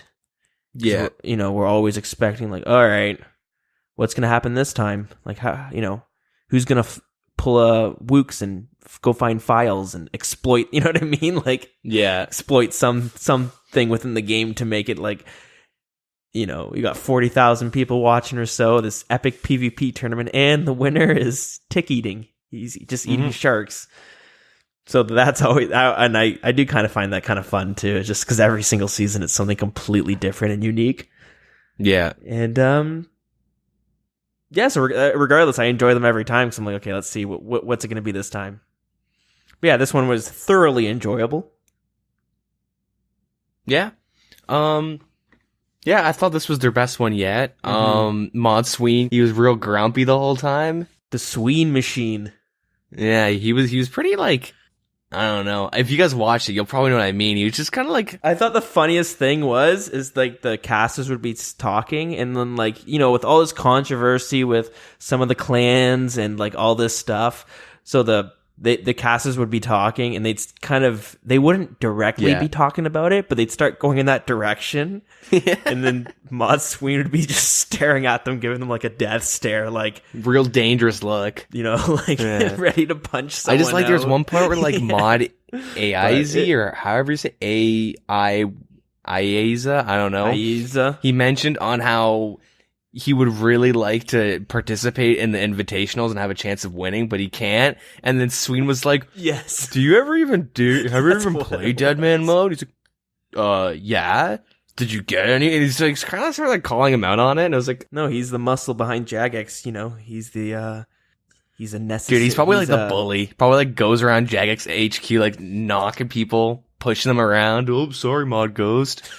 Go back to your drawings, eh? Bench presses people's desks and stuff when he's bored. I don't know. Oh, this is your design for the Mage Arena demons? Let me just crumple this piece of paper up and throw it in the garbage. He's like, man, my design's due in an hour. All right, let me just... What are we going to do? Just recolor. Just recolor everything. He put dicks on everything. He put Sween was here with the cool S.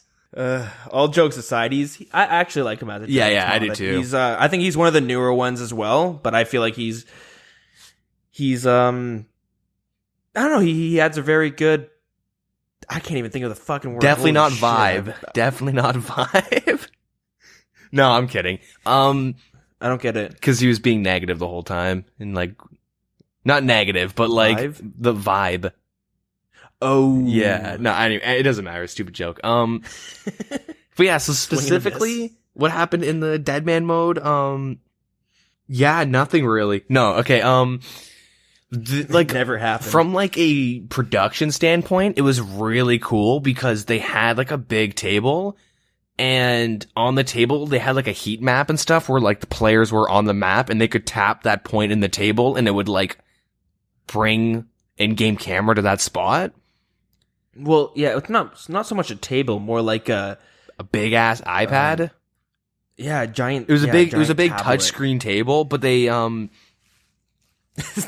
well, it was. They put their drinks on it at one point.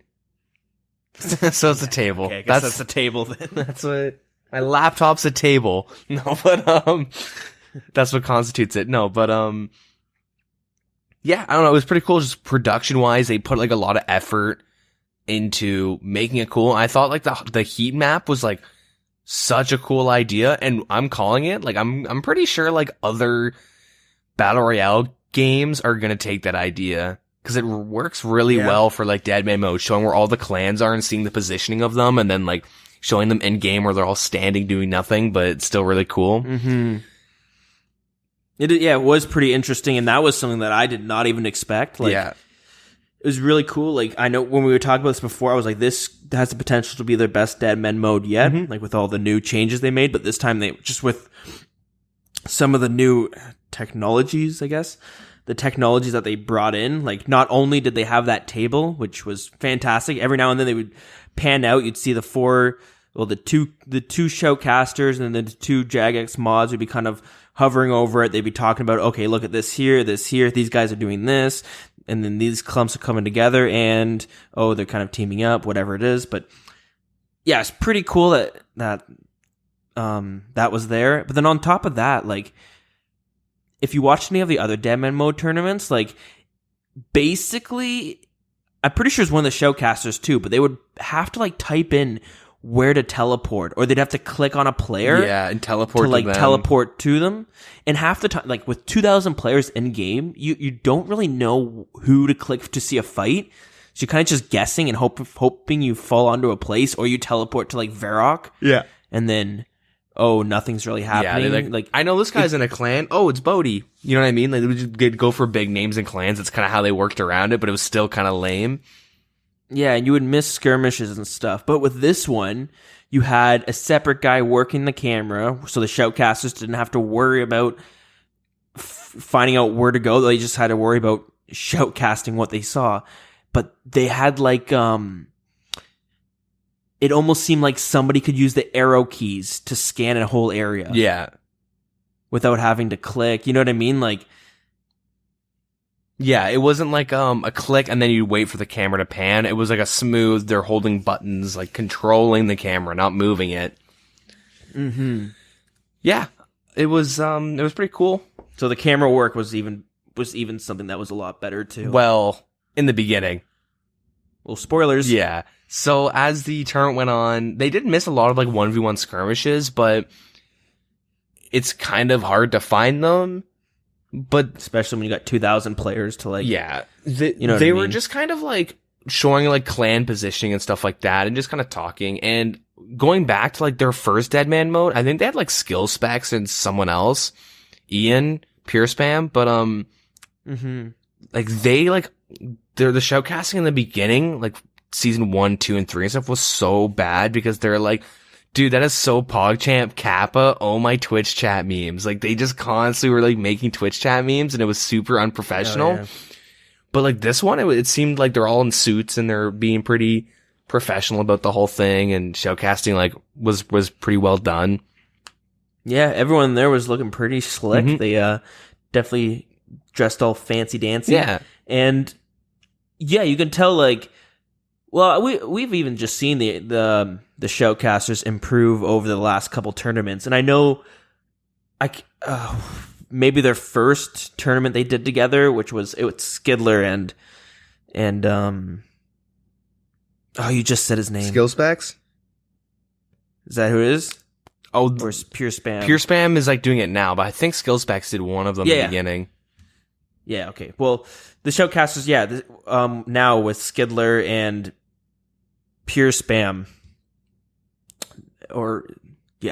they, I think one of the first tournaments they did together, they came on the subreddit and they like did kind of like critiques, like critique me. How can we improve? What do you guys want to hear? Mm-hmm. And like you can tell, they've gotten a lot better over the years, and yeah, it's good. Yeah, I liked it. But moving on through the tournament, they would show like the crates coming in, and I think we speculated that it was going to be like it could have really, really cool content, but it kind of turned into like clans would just lock down the area quickly.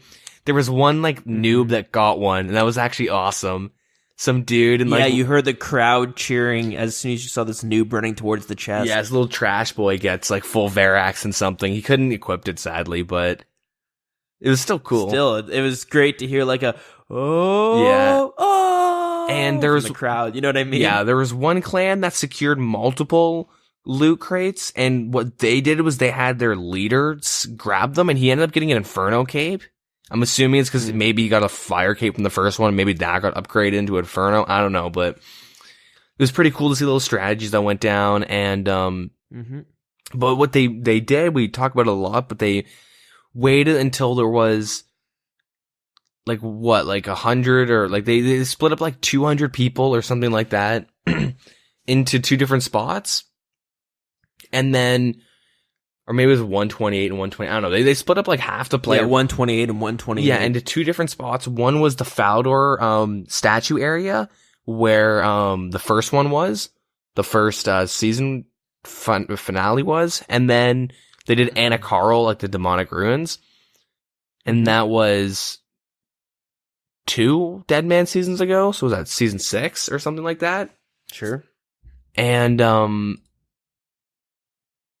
yeah, sorry, I just want to make sure. Yeah, so, yeah, they had those two areas split up, but this is where 2 issues came in. And... Oh, we're going to start with the issues already? No, never mind. 2. Okay, sorry. Go on. We're just taking it in stride. So, the first issue is player abuse. Clans, there was... I have it written down here. Okay, Fools and Weed Blazers, they, like... teamed up, the 2 clans joined, and they figured out that you could log in and out quickly and find what finals you could like snipe a specific final zone. Yeah, okay. Because the way it works is you got assigned a zone and gas worked differently between the people. So these 2 clans that were working together were like trying to get into the same zone by logging in and out, and yeah, they should just be banned from tournaments if they're going to do that, straight up. Like, that's such a big, blatant abuse. I mean, they might still do it, right? You know, they're going to look into it. Or they probably will look into it.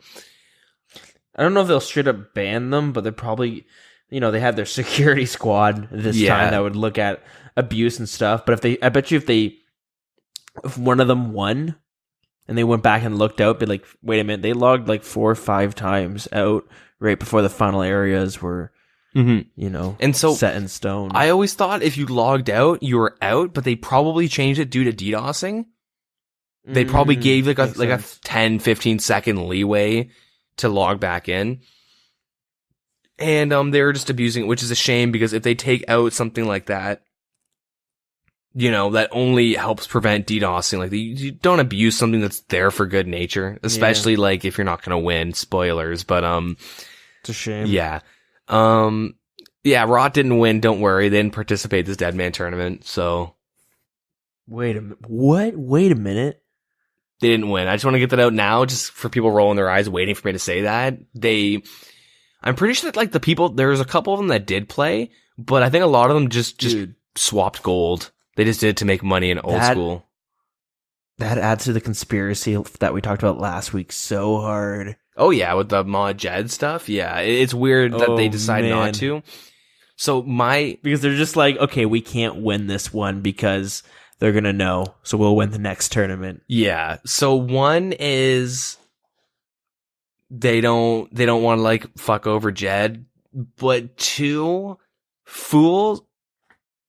You there? Yeah, what was that? You disconnected. Did I? What point did I disconnect at? I said Rot can't win this season, but they'll just come back next season to win, so it won't be suspicious. Yeah, okay. I'll start from there. Yeah, so it could have just been like a thing where like they don't want to like, screw over Jed even more. It is kind of weird timing, but also the other side of the coin, I guess, is that Fools, like the clan, I guess they're like a Finnish clan or something, but they allegedly had swapped $7 billion worth of old school gold into the tournament world. Whoa, easy now. Yeah, $7 billion. I mean, between like a couple hundred people, right? So it's a couple $100 million each. And like day one, dude, like 1 to 80, for the first like 2 hours, 1 to 80 swap rates. Nice. Yeah, like I need to get in on this. disgusting money in the first hour. But even then, like after the first days, right? Like there's so much money to be made. Like last hour, Granite Mall was going for $500K. You know what I mean? Oh damn. Yeah, like it's nuts. So a lot of money to be made. So you could argue that they just want to make a bunch of gold and old school. But yeah. Anyways, so they were doing that, and they'll probably find a way to fix it. And then the second area, and this is like not speculated, like we tweeted Mod Ash about this, and he confirmed. So there's the 2 final zones. There's the Falador. Oh, wait, this is a Wilderness podcast exclusive. Oh yeah, dude, and it's in the issues in the Wilderness too for branding purposes. So. Oh hell yeah! So the one zone is Falador. Who cares about that? But the second zone, Anakarl and the Demonic Ruin, within Old School, that area is special because you have prayer regen. So you're able to hold melee prayer, and you're gonna slowly gain prayer. Oh shit! And the first time they went to the Demonic Ruins, they disabled that thing, that passive bonus in DeadMan mode. Yeah, previous tournaments. Yeah, they disabled it when that was the final area, but they had an oversight, and it's a pretty big oversight, but it's not. It is, but it isn't. But yeah, I'm going to just stick with it. It is a pretty big oversight of them forgetting to change that for this one.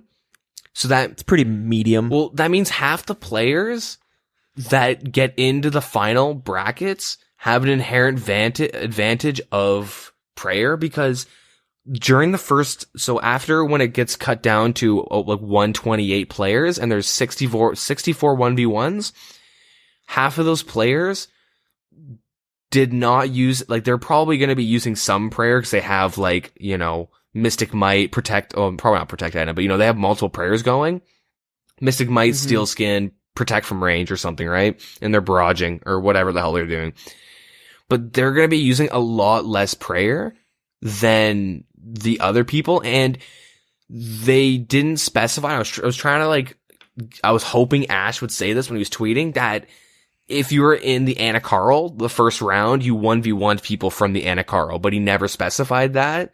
So it's safe to say it was completely randomized to prevent Clanman mode. From being like even a bigger issue if clans were to like find a way to get into one zone.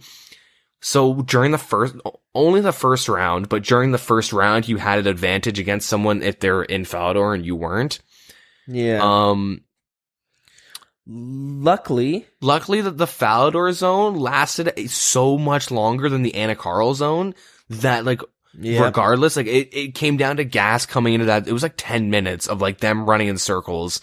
Like it was boring. Yeah, and thankfully the gas came in, killed some players off. Some people got sniped, but yeah. So then I'm pretty sure, I want to know how many people from Falador fucking died. I know, like in the first round, I know 1 or 2, like a couple of them made it very far into the tournament, and at the Demonic Ruins, it was like fucking pretty chaotic. Yeah. Like a lot of fights were going on, and then like it just seemed like boom, boom, boom, boom, all teleported. And then you go to the Falador area, and it's like pretty chaotic, slowing down. Yeah.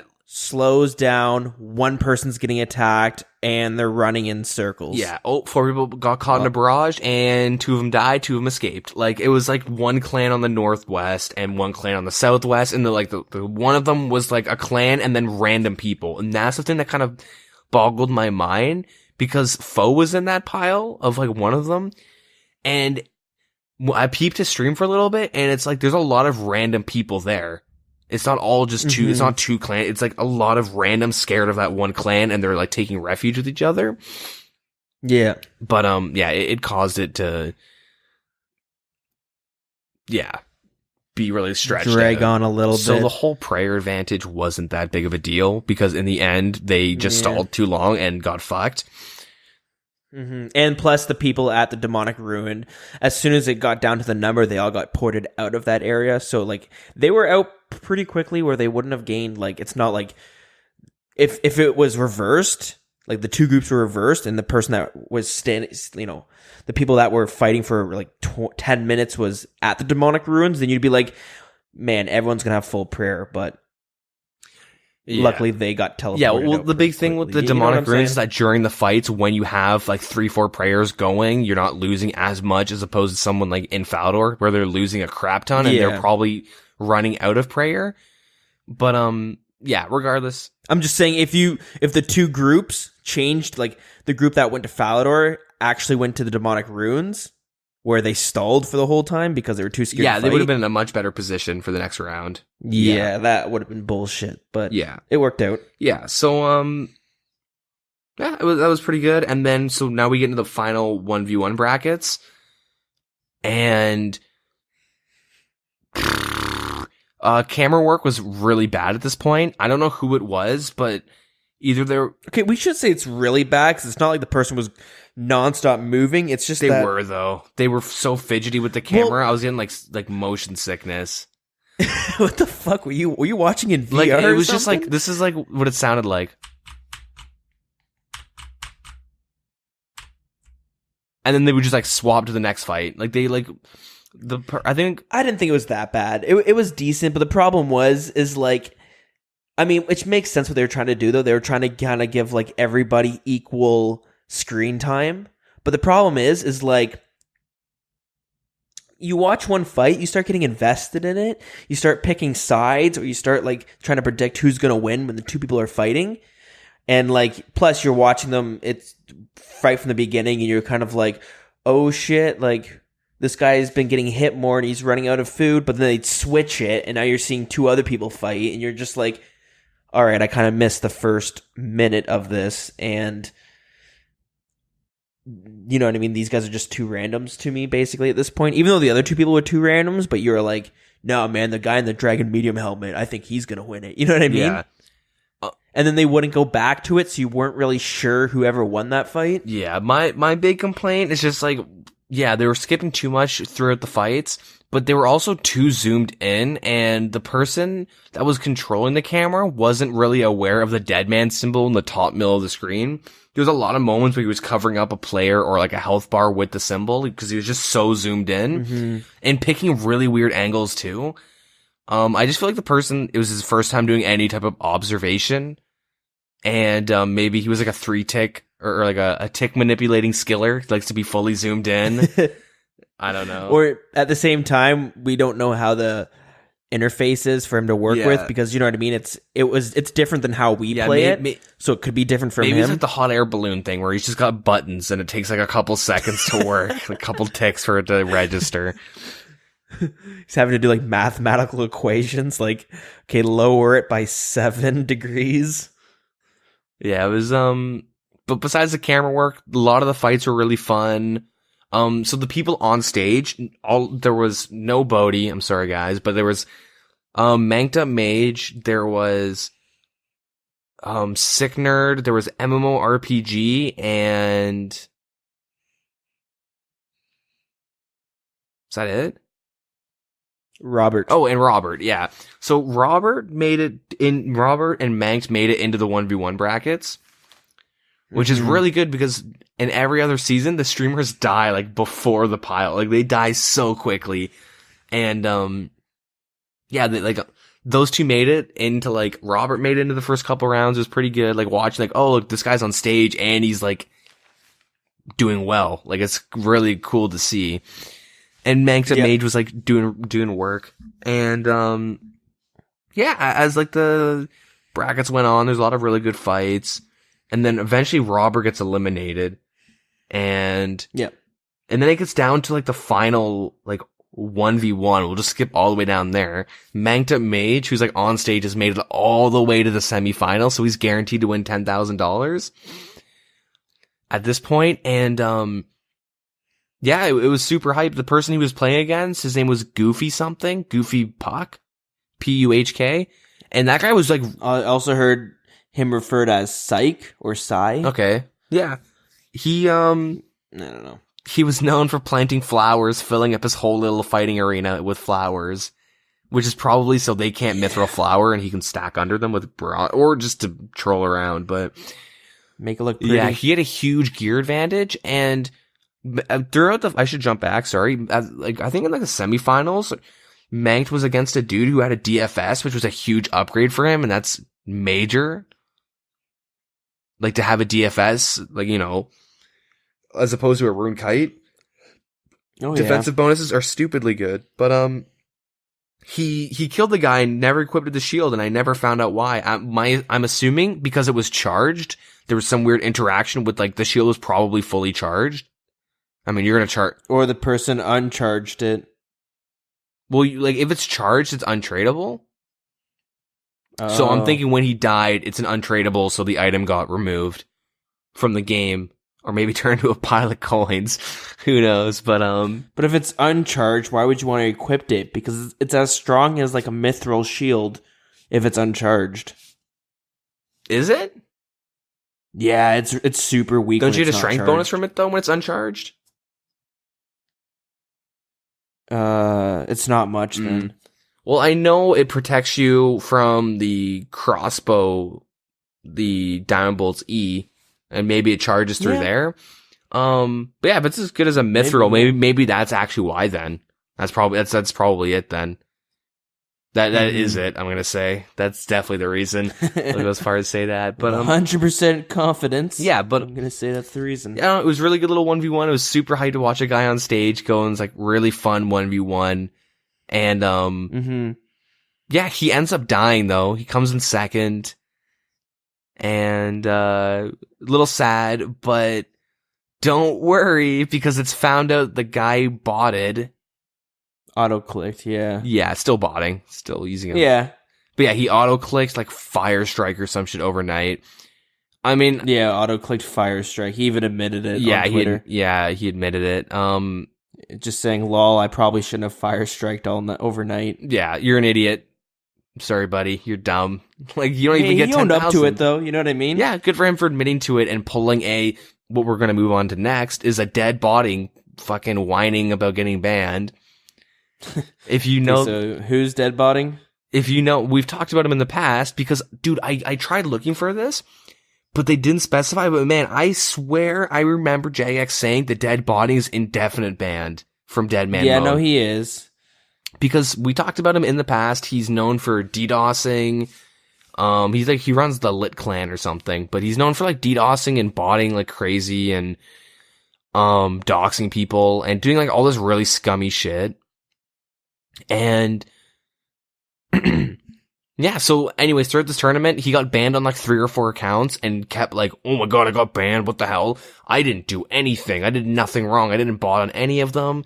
And he said he was buying his red chinchompas from Alfie, the streamer, and he's saying, Alfie must have been botting the red chinchompas, and he thinks I'm doing a bot farm with him, or I don't know exactly, but, that goofy guy called him out and said he's been running a thief bot farm, which makes sense because he's done it in the past, he's DDoS in the past, and he's a ban on site. That's what I always thought it was. DeadMan ban on site. I remember Jagex I remember us talking about it. I'm like really, really certain we talked about this on the podcast. I can't remember if we did or not, but I'm pretty sure he is banned kind of indefinitely, as in he had like 2 or 3 accounts banned just because they're like, oh, we found the next account he's playing on. And then I remember seeing, I don't know if it was a tweet or something, but he was saying something like, I have like 4 alts I could be playing on to get into the DeadMan mode tournament. So good luck on banning. But yep. Yep, he got banned on like 3 or 4 accounts. He still got into the final though, still had another account. And to keep in mind, he got like 3 or 4 accounts above level 100, and then this one was like either 84 or 94 in the finals. Like, how do you have that? How do you do that? Damn. Botting or multi-boxing. Like having like 6 fucking characters up at once, playing them all. But he didn't win, so it's okay. Fuck, I remember doing that on World of Warcraft. No, I never did this, but I think I had a friend who used to do that with like shamans. Dude, there was this guy that was known in WoW for having mental issues and having a bot farm, a multi-box of like 40 dudes. Yeah, go do raids all together, all casting the same fucking spell. Yeah, he would stream it too, and like the guy like definitely had mental issues, just the way he reacted to certain things. And me being the little high schooler I jump at my priest and like run into him and do psychic scream and fear all of his guys away from each other. So he has to like bring them all together, and I would just sit there and just like kind of stream snipe him and do that for fun with my buddies. Didn't really realize he probably had like some sort of autism, so I do feel bad, but very unrelated. Don't know why I'm bringing that up. Anyways, bot farms, or multi-boxing. But yeah, overall though, I think it was the best DeadMan seasonal or tournament. Yeah, it was very enjoyable. Super fun. Makes me excited for the next one. They're probably going to keep this system that they have. It worked really, really well. Yeah, and like we see improvements every single time, and this one was their best one yet. And like we had close to 50,000 people watching the stream at some point. Yeah, like a 49K spike. That's the highest I saw it at. Yeah, but it also put us to number 2 on Twitch. And good advertising. It's good advertising. Plus, though, this one was so good that like you come onto this and like everyone's dressed super professionally. Everyone's doing a really good job with their whatever their task is. You know, they had the shoutcasters, and you had like the Jagex mods who were kind of semi-shoutcasters. You had the camera guy, even though it could have been better, but it wasn't horrible though. That's what I was trying to say. Like, I doubt you'd have people being like, okay, what the fuck? The guy's like at Lesser Demons watching like the fucking, or he's at God Wars watching the NPCs fight each other. Yeah, I mean, he could have done. It could be better. He could have just not touched the keyboard, and I would have been happy. Just zoom out far, and just. Hands off, but whatever. I'm picky. Anyways, and then you had like Mod Archie, who was kind of interviewing some of the not the streamers, but some of the what do you want to call them? The people playing the DeadMan mode tournament that were on stage. They were kind of interviewing them. Yeah. Okay. Yeah. So you had Mod Archie, who was interviewing the streamers whether they were killed early on and kind of had a chance to talk, or like in between rounds, because in between each bracket during the finals, the final 1v1s, there was like maybe 30 seconds to a minute or something like that in between where they just, I guess you had a chance to like take a breather, and he would kind of have a quick little interview or just see how things were going. But it was just good because like, yeah, that gives great. That's a great advertisement for RuneScape, especially when you have somebody clicking, oh, the RuneScape, I've heard of this game, for fucking years. I mean, click on and check it out, and they see this, like, fairly professional event going on. You know what I mean? So it's like, oh, this is actually interesting. Like, this isn't a joke, Yeah. It was good. Yeah, it's pretty good.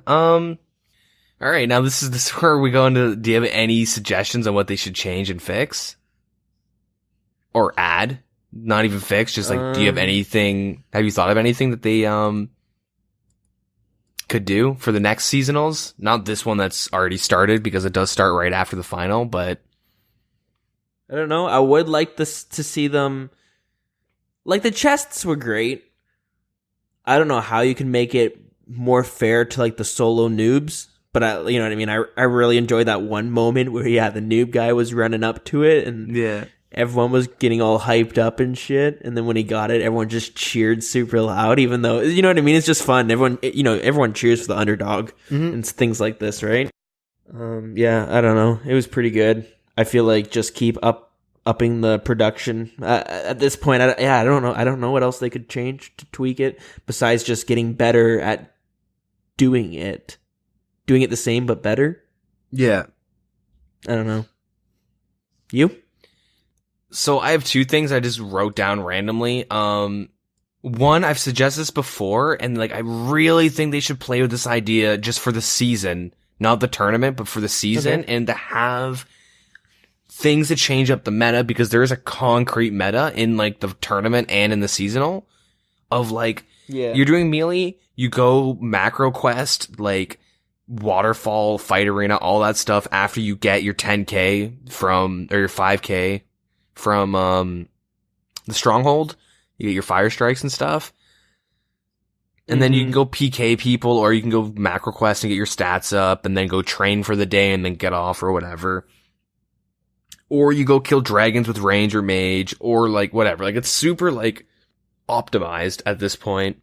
Yeah. And so like they should change things up, like just adding like a seasonal. I bring this up all the time. So you guys are probably like rolling your eyes already, gonna fall out your head or something at this point. But like, just change it up where like, even where they change certain quests to give incentives to do them sooner, like change Priest in Peril so you can hand in noted Rune Essence. Like little things they could just, you know, they could change the way God spells work in terms of like either make you like incentivized to get a higher magic level. Cause right now it's you just get 60 or 61, or you get 60 magic level and then you don't get any more experience and you use the Sarah Strikes or the Zami Flames or whatever to PK. But they could like change it up where there's different drops from different monsters. There are like, you know, every couple hours something happens, like maybe a chest falls like in the tournament that doesn't have OP gear, but has like some food, you know, maybe some rune pieces. I do feel like they make steps in that direction that you're talking about, as in they realized people were doing the same quests all the time, so they kind of started locking some quests. They also they take out certain bosses and monsters because they're just like too many people just rush to get to Zulrah rush to get to whatever it is. The big thing with like Ancients specifically was that people were having Ice Burst and Blitz on day one and PKing on day one. Yeah. And that there's no longevity to the game. Same thing with Zulrah.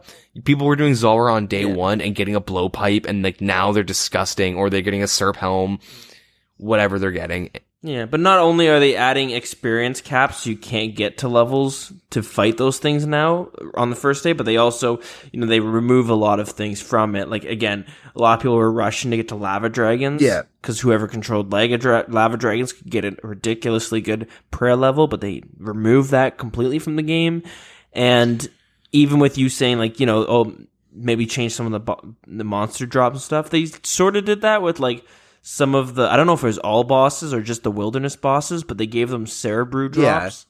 Yeah, they do stuff like that. They're slowly doing things like that without. Yeah, but like most of those changes are for like longevity and to give, like, no one would kill a wilderness boss. Like Treasonous Ring isn't really that valuable, or Dragon Pick isn't really that valuable in a seasonal. But I mean, changing barrows to kind of give newer players an even field, EXP caps, you don't have to like, drop out of school and like quit your job for 2 months and grind. Ancients, so you don't get PK'd on day one from fucking Ancient Magic. That happened to me, and I was so salty. I played for like 2 more days afterwards, and just like everyone had Ancients, and I didn't rush Magic like everyone because I was meta. Like most of their changes is for longevity, and like they've done that. I think that's done pretty like well at this point. But like I think it would just be interesting just to have like something new that's not in old school, something you can't metagame, something you can't like, I don't know, like what if you just like, it's kind of hard. Same with the lava dragons, because when the 6-hour immunity came, people would just bot the fuck out of lava dragons and swap over. That was happening like quite a bit. Oh, that's so solid. What a great idea. Yeah, people were doing that, and that's why they took it out. But like, I don't know. I don't really have any good ideas for what you could do for like to shake up the season. You could just like, I don't know. There's just like a lot of random things you could do, but I don't know. Another thing this is like my actual idea that I haven't brought up before is maybe after the first week, if you're a level 3, there's no safe zones. Because after the first week, they implement 6-hour immunity. So you could change that to like level 40 or whatever. You can set like a certain level, and this would prevent muling. Because muling's a pretty big issue, especially, dude, we could log in with seasonal right now, run to the Grand Exchange, and you're gonna find a bunch of level 3 standing there flipping and doing all this stuff, taking all their items from their main, everything of value, and like either flipping it or flipping it with parentheses or air quotes, and they're actually just holding on to it so they don't lose everything when they die. Because, you know, you don't lose experience when you die. No, I barely remember this, but I remember because originally they never had it as a safe zone. The only thing that made it safe were the guards there that could ice barrage you and could like fucking like one hit you basically. Yeah. People were finding cheesy ways to kill you in banks and stuff. Yeah, they would I remember there's a thing called like suicide killing and stuff like that. But like I can't entirely remember what that is, especially. It was like having an alternate account loot a dude after you killed him while he was in like the quote unquote safe zone. You would stand outside of the guard range, you barrage him and kill him, have an alt just stand on their shit and pick it up. Right, okay. But like the main thing is that like, fair enough. If you set like a certain level cap, they'd have to like really think it out and know, okay, what could the average player do within the 6-hour period? And like it doesn't do that much, but it makes the person, if they like put in some effort to mule, like have some sort of requirement to unlock like a safe zone S thing. It sounds silly because it's like, oh, I'm a new player and I'm dying. Like, what the hell is so stupid? Oh, but like they could, I don't know, change something like that. And even if they just try it for a season, you know what I mean? Just try and shake things up, see how it goes. I mean, maybe a bunch of new players just die after the 6-hour immunity and like they're pissed. So maybe that wouldn't work. Yeah. But I mean, I don't know. They're making steps in that direction, though. You know what I mean? They try to do it without changing too much because, you know what I mean? Like, the worst thing would be is if they made a giant change and it totally fucked that season up, right? So they make these minor tweaks to see how they work. Yeah, like, it's a big change, but the main issue with seasonal, and this is like why I stay away from it, I might jump in during the 6-hour immunity and just dick around. But like having 2 members accounts in DeadMan mode, you have the biggest advantage over someone who has 1. Mm-hmm. Because first of all, like that 1 account before you actually have anything of value to mule can be spent doing random things like fishing and doing certain skills to get supplies. What you can do, whatever. But once you get to the point where you have stuff that like you can't put in your deposit box, you get like because you don't lose experience when you die anymore without a skull. So you can literally make it so you just lose the gear you're wearing. Yeah. Yeah, I don't know. I would like to see ways to combat it, because that I do feel like is the biggest issue in DeadMan mode right now. Yeah. But yeah, that's pretty much it. I didn't like go too hard into coming up with ideas because like they're just ideas and people don't care, you know? I feel like they did a good job with this one, and like I'm sure I would have more ideas if next season they fuck it up somehow. Mm-hmm. But you know, I'm confident to say, you know what I mean? Like, okay, let's see how next season goes, because this one was very good. Yeah. Mm-hmm. But, yeah, that's pretty much it for the news. You know, new season started, so. All right. I would suggest waiting until the 1 hour or 6-hour immunity has come out. Yeah, I feel like if you don't get on right away, you miss the train, and you might as well just wait a week to play the. Yeah, you can start now, and it's fine, but you can also just wait till and you have 6 hours of like crazy experience rates and like 6-hour immunity, and yeah, you're pretty safe. Like that's the best time to do it, in my opinion. My plan legit is to just do 6 out, like get to agility pyramid ASAP with all the things I need, and then just do like 5 hours straight of agility pyramid and see what kind of money I walk out with, and see if I can swap it over to old school. Yeah, sure. Just for like research purposes, just to see, not research, but like just to see if like, hey guys, you need money, go fucking do this. Mm-hmm. It's easy. Like you might be able to make a couple mil. Who knows? Yeah, fair enough. Like old school, but yeah, that's pretty much it for that is it. Kill. With DeadMan related, when you kill someone and you get your minute of immunity. When you teleport, you lose that immunity now. Okay. It prevented people from like getting the 1 minute immunity, teleporting to Castle Wars and, banking and then going back out and kind of dicking around. Interesting. Oh, you could also use it to move through, dangerous areas. Yeah, it was easily abusable. Yeah, they took that out. So yeah, that's it for the updates. Do you have anything for the community? Barely, but I did see one thing happening. Yeah, I got one thing too. Okay, I'll start it off, and I guess you can bring it to the end. Mm-hmm. So, Mod Lottie, she posted, I don't know if it was last week or the week before, but I talked about the boss pets. The rarest and kind of the kill counts and drop rates of all the different styles of gameplay, whether you're an Iron Man, Ultimate Iron Man, Hardcore Iron Man, or a normal player. Well, anyways, this week she released something similar, but it's mainly for the boss kill counts. So, let me ask you, what do you think is the most killed boss in the game? Zulrah. Yep, you're right, with 85,000 kills. So when I say the highest kill count, I mean there is a player out there that has this amount of kill counts. Yeah. Not in total. So there's a player that has 85,000 kills for Zulrah. Yeah. I remember, I think it's MMORPG or there's some Iron Man streamer that has like 13k kills of Zulrah. It's crazy. Yeah, nuts. A lot of money right there. And what would you say, if you had to guess, is the lowest kill count of a boss? Does Inferno boss count? Yeah, any boss in the game, really. They even have Winter Todd and stuff, and Barrows. Okay, then I would say Inferno. Say the Inferno? Yeah, you're right. The Inferno has, the highest right now is 140. And this is purely for the normal accounts because they just tend to have higher kill counts for obvious reasons. Mm-hmm. Yeah, it's a pet hunter right there if I've ever seen one. Yeah. Something like that.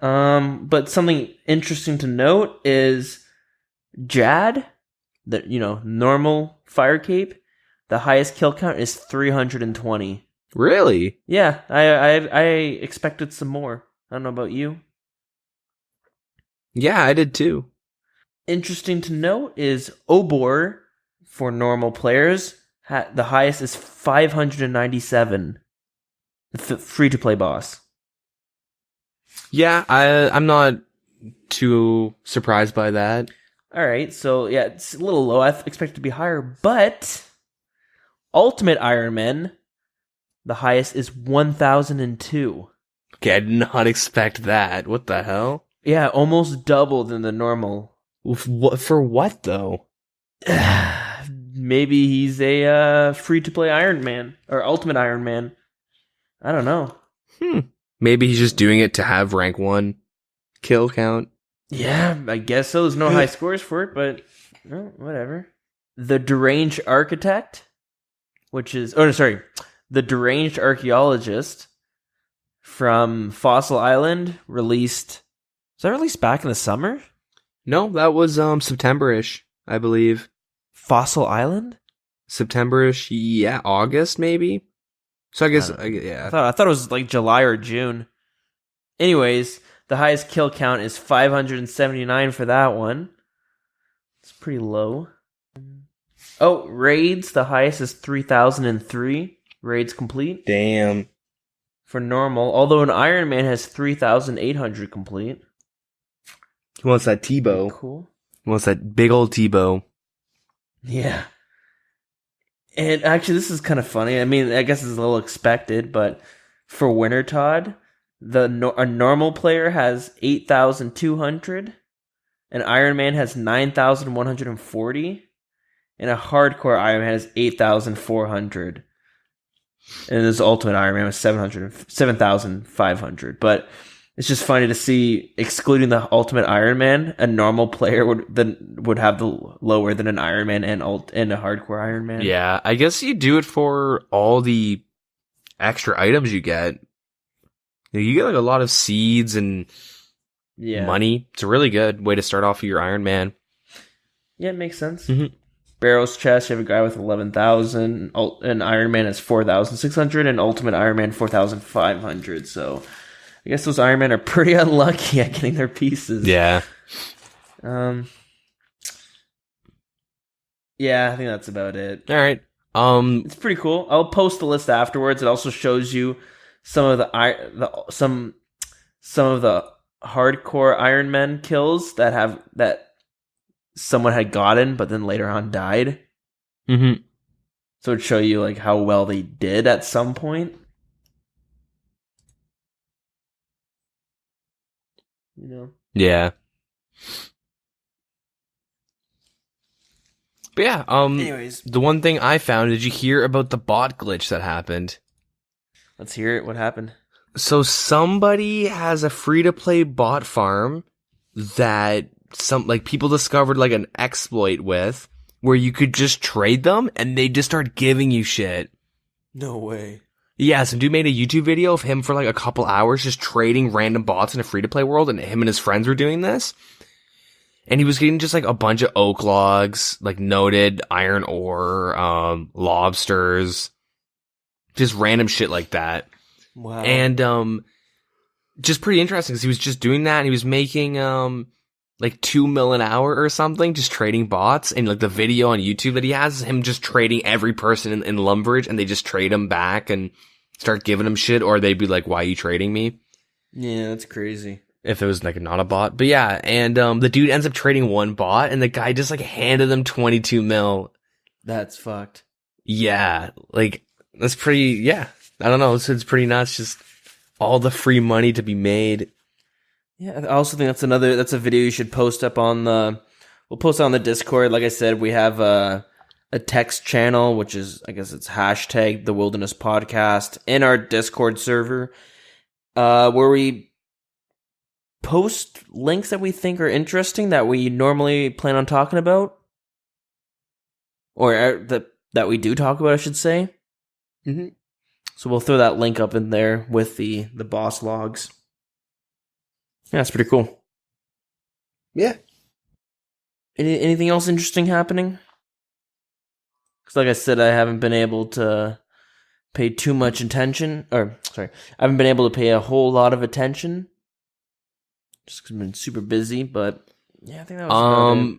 I did find it weird that this is really unrelated, but I did find it weird that the ornate jewelry box in the construction, in your POH, what it tells you, the recipe is incorrect. Really? It says you need rings of wealth with 4 charge, but you can buy, you can't buy 4 charges off the GE, you buy 5 charges. Wow. Yeah, I don't know. Weird that Report hasn't that been bug. Yeah. But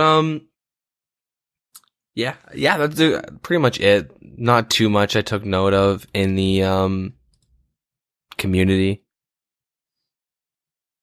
Yeah, I tried to stay with it, but it was a little difficult. But Mm-hmm. I think we did a pretty good job at getting most of the biggins this week. So yeah, I think it's time to move her on. And I'm sorry to say this. I know last week I said we were going to do Laura this week because I skipped last week, but we're going to postpone it one more week just because, well, to be honest, my ass has gone numb. My knees are fucking killing me. Every time I get up to stretch my legs and I squat back down, I just picture, a Russian guy doing that for some reason now, now that you mention it, I totally understand, which I don't know why. That's like a stereotype that I never knew existed. Oh yeah, dude. You probably just hear on Google like squatting Slavs. Oh yeah, just go to Google Images. They're in full Adidas, squatting around. Why? What is that? Hey, look, Vladimir Putin right here. He's squatting. But like, I don't understand. They don't have chairs in Russia. Yeah, okay. I guess they got really good knees. Yeah. So they can afford to do that. That's interesting. Yeah, stereotype that I didn't, but at the same time I kind of did know it existed because I'm pretty sure I don't need to Google image. I'm picturing the exact images that are on there. But anyways, enough of the squatting Russians. No lore this week, but we will bring it back next week because hopefully I'll at least have a chair to sit in. And yeah, we can talk about the god Saren. Ooh, boy. Damn. Little teaser. Yeah. Anyways, if you guys want to get in contact, let us know what you think about the DeadMan mode tournaments and like some of the updates and all that shiznaz, or if you want to ask us a question, whatever it is, you can get us in touch with us at a number of different ways. Our Facebook is facebook.com/The Wilderness Podcast, and I found out recently you can just do @The Wilderness Podcast on Facebook. Shit's becoming more and more like Twitter. Speaking of Twitter, you can also find us on Twitter @TheWildernessRS. We have an in-game clan chat, which is WildCC. Our email is thewildernesspodcast@gmail.com. We have a Discord, which is pinned on both Twitter and Facebook. And if you try to get on Twitter before, the link might not have worked because I think I fucked up and made it only work for like one day. But luckily somebody reached out and let me know about that. So I've since updated it. So if it didn't work before, you can try it again. It should work this time. But I am working on getting like a personalized Discord link. So it could be like, you could just type in discord.gg// Wild Boys or the Wilderness Podcast or something. It won't be Wild Boys, don't worry. Yeah, if you want to check us out on YouTube, just search The Wilderness Podcast. Or if you're listening on YouTube, feel free to just write in the comments too instead of emailing us and stuff like that. Let us know what you think about some of these updates and some of the things we've mentioned. And I don't think I'm forgetting anything. Yeah, I'm pretty sure that's it. So, yeah, I'm getting pretty tired. It's been some pretty fucking late nights with this house coming up. But anyways, yeah, let's wrap her up. By wrap her up, I mean let's close it out. Anything going on next week? Nothing really great to talk about. I don't know. I hear that. All right, well, we'll hear about it next week then. Awesome. Yeah. Thanks, guys, for listening, and until next week. Yeah, have a good one. All right, take care.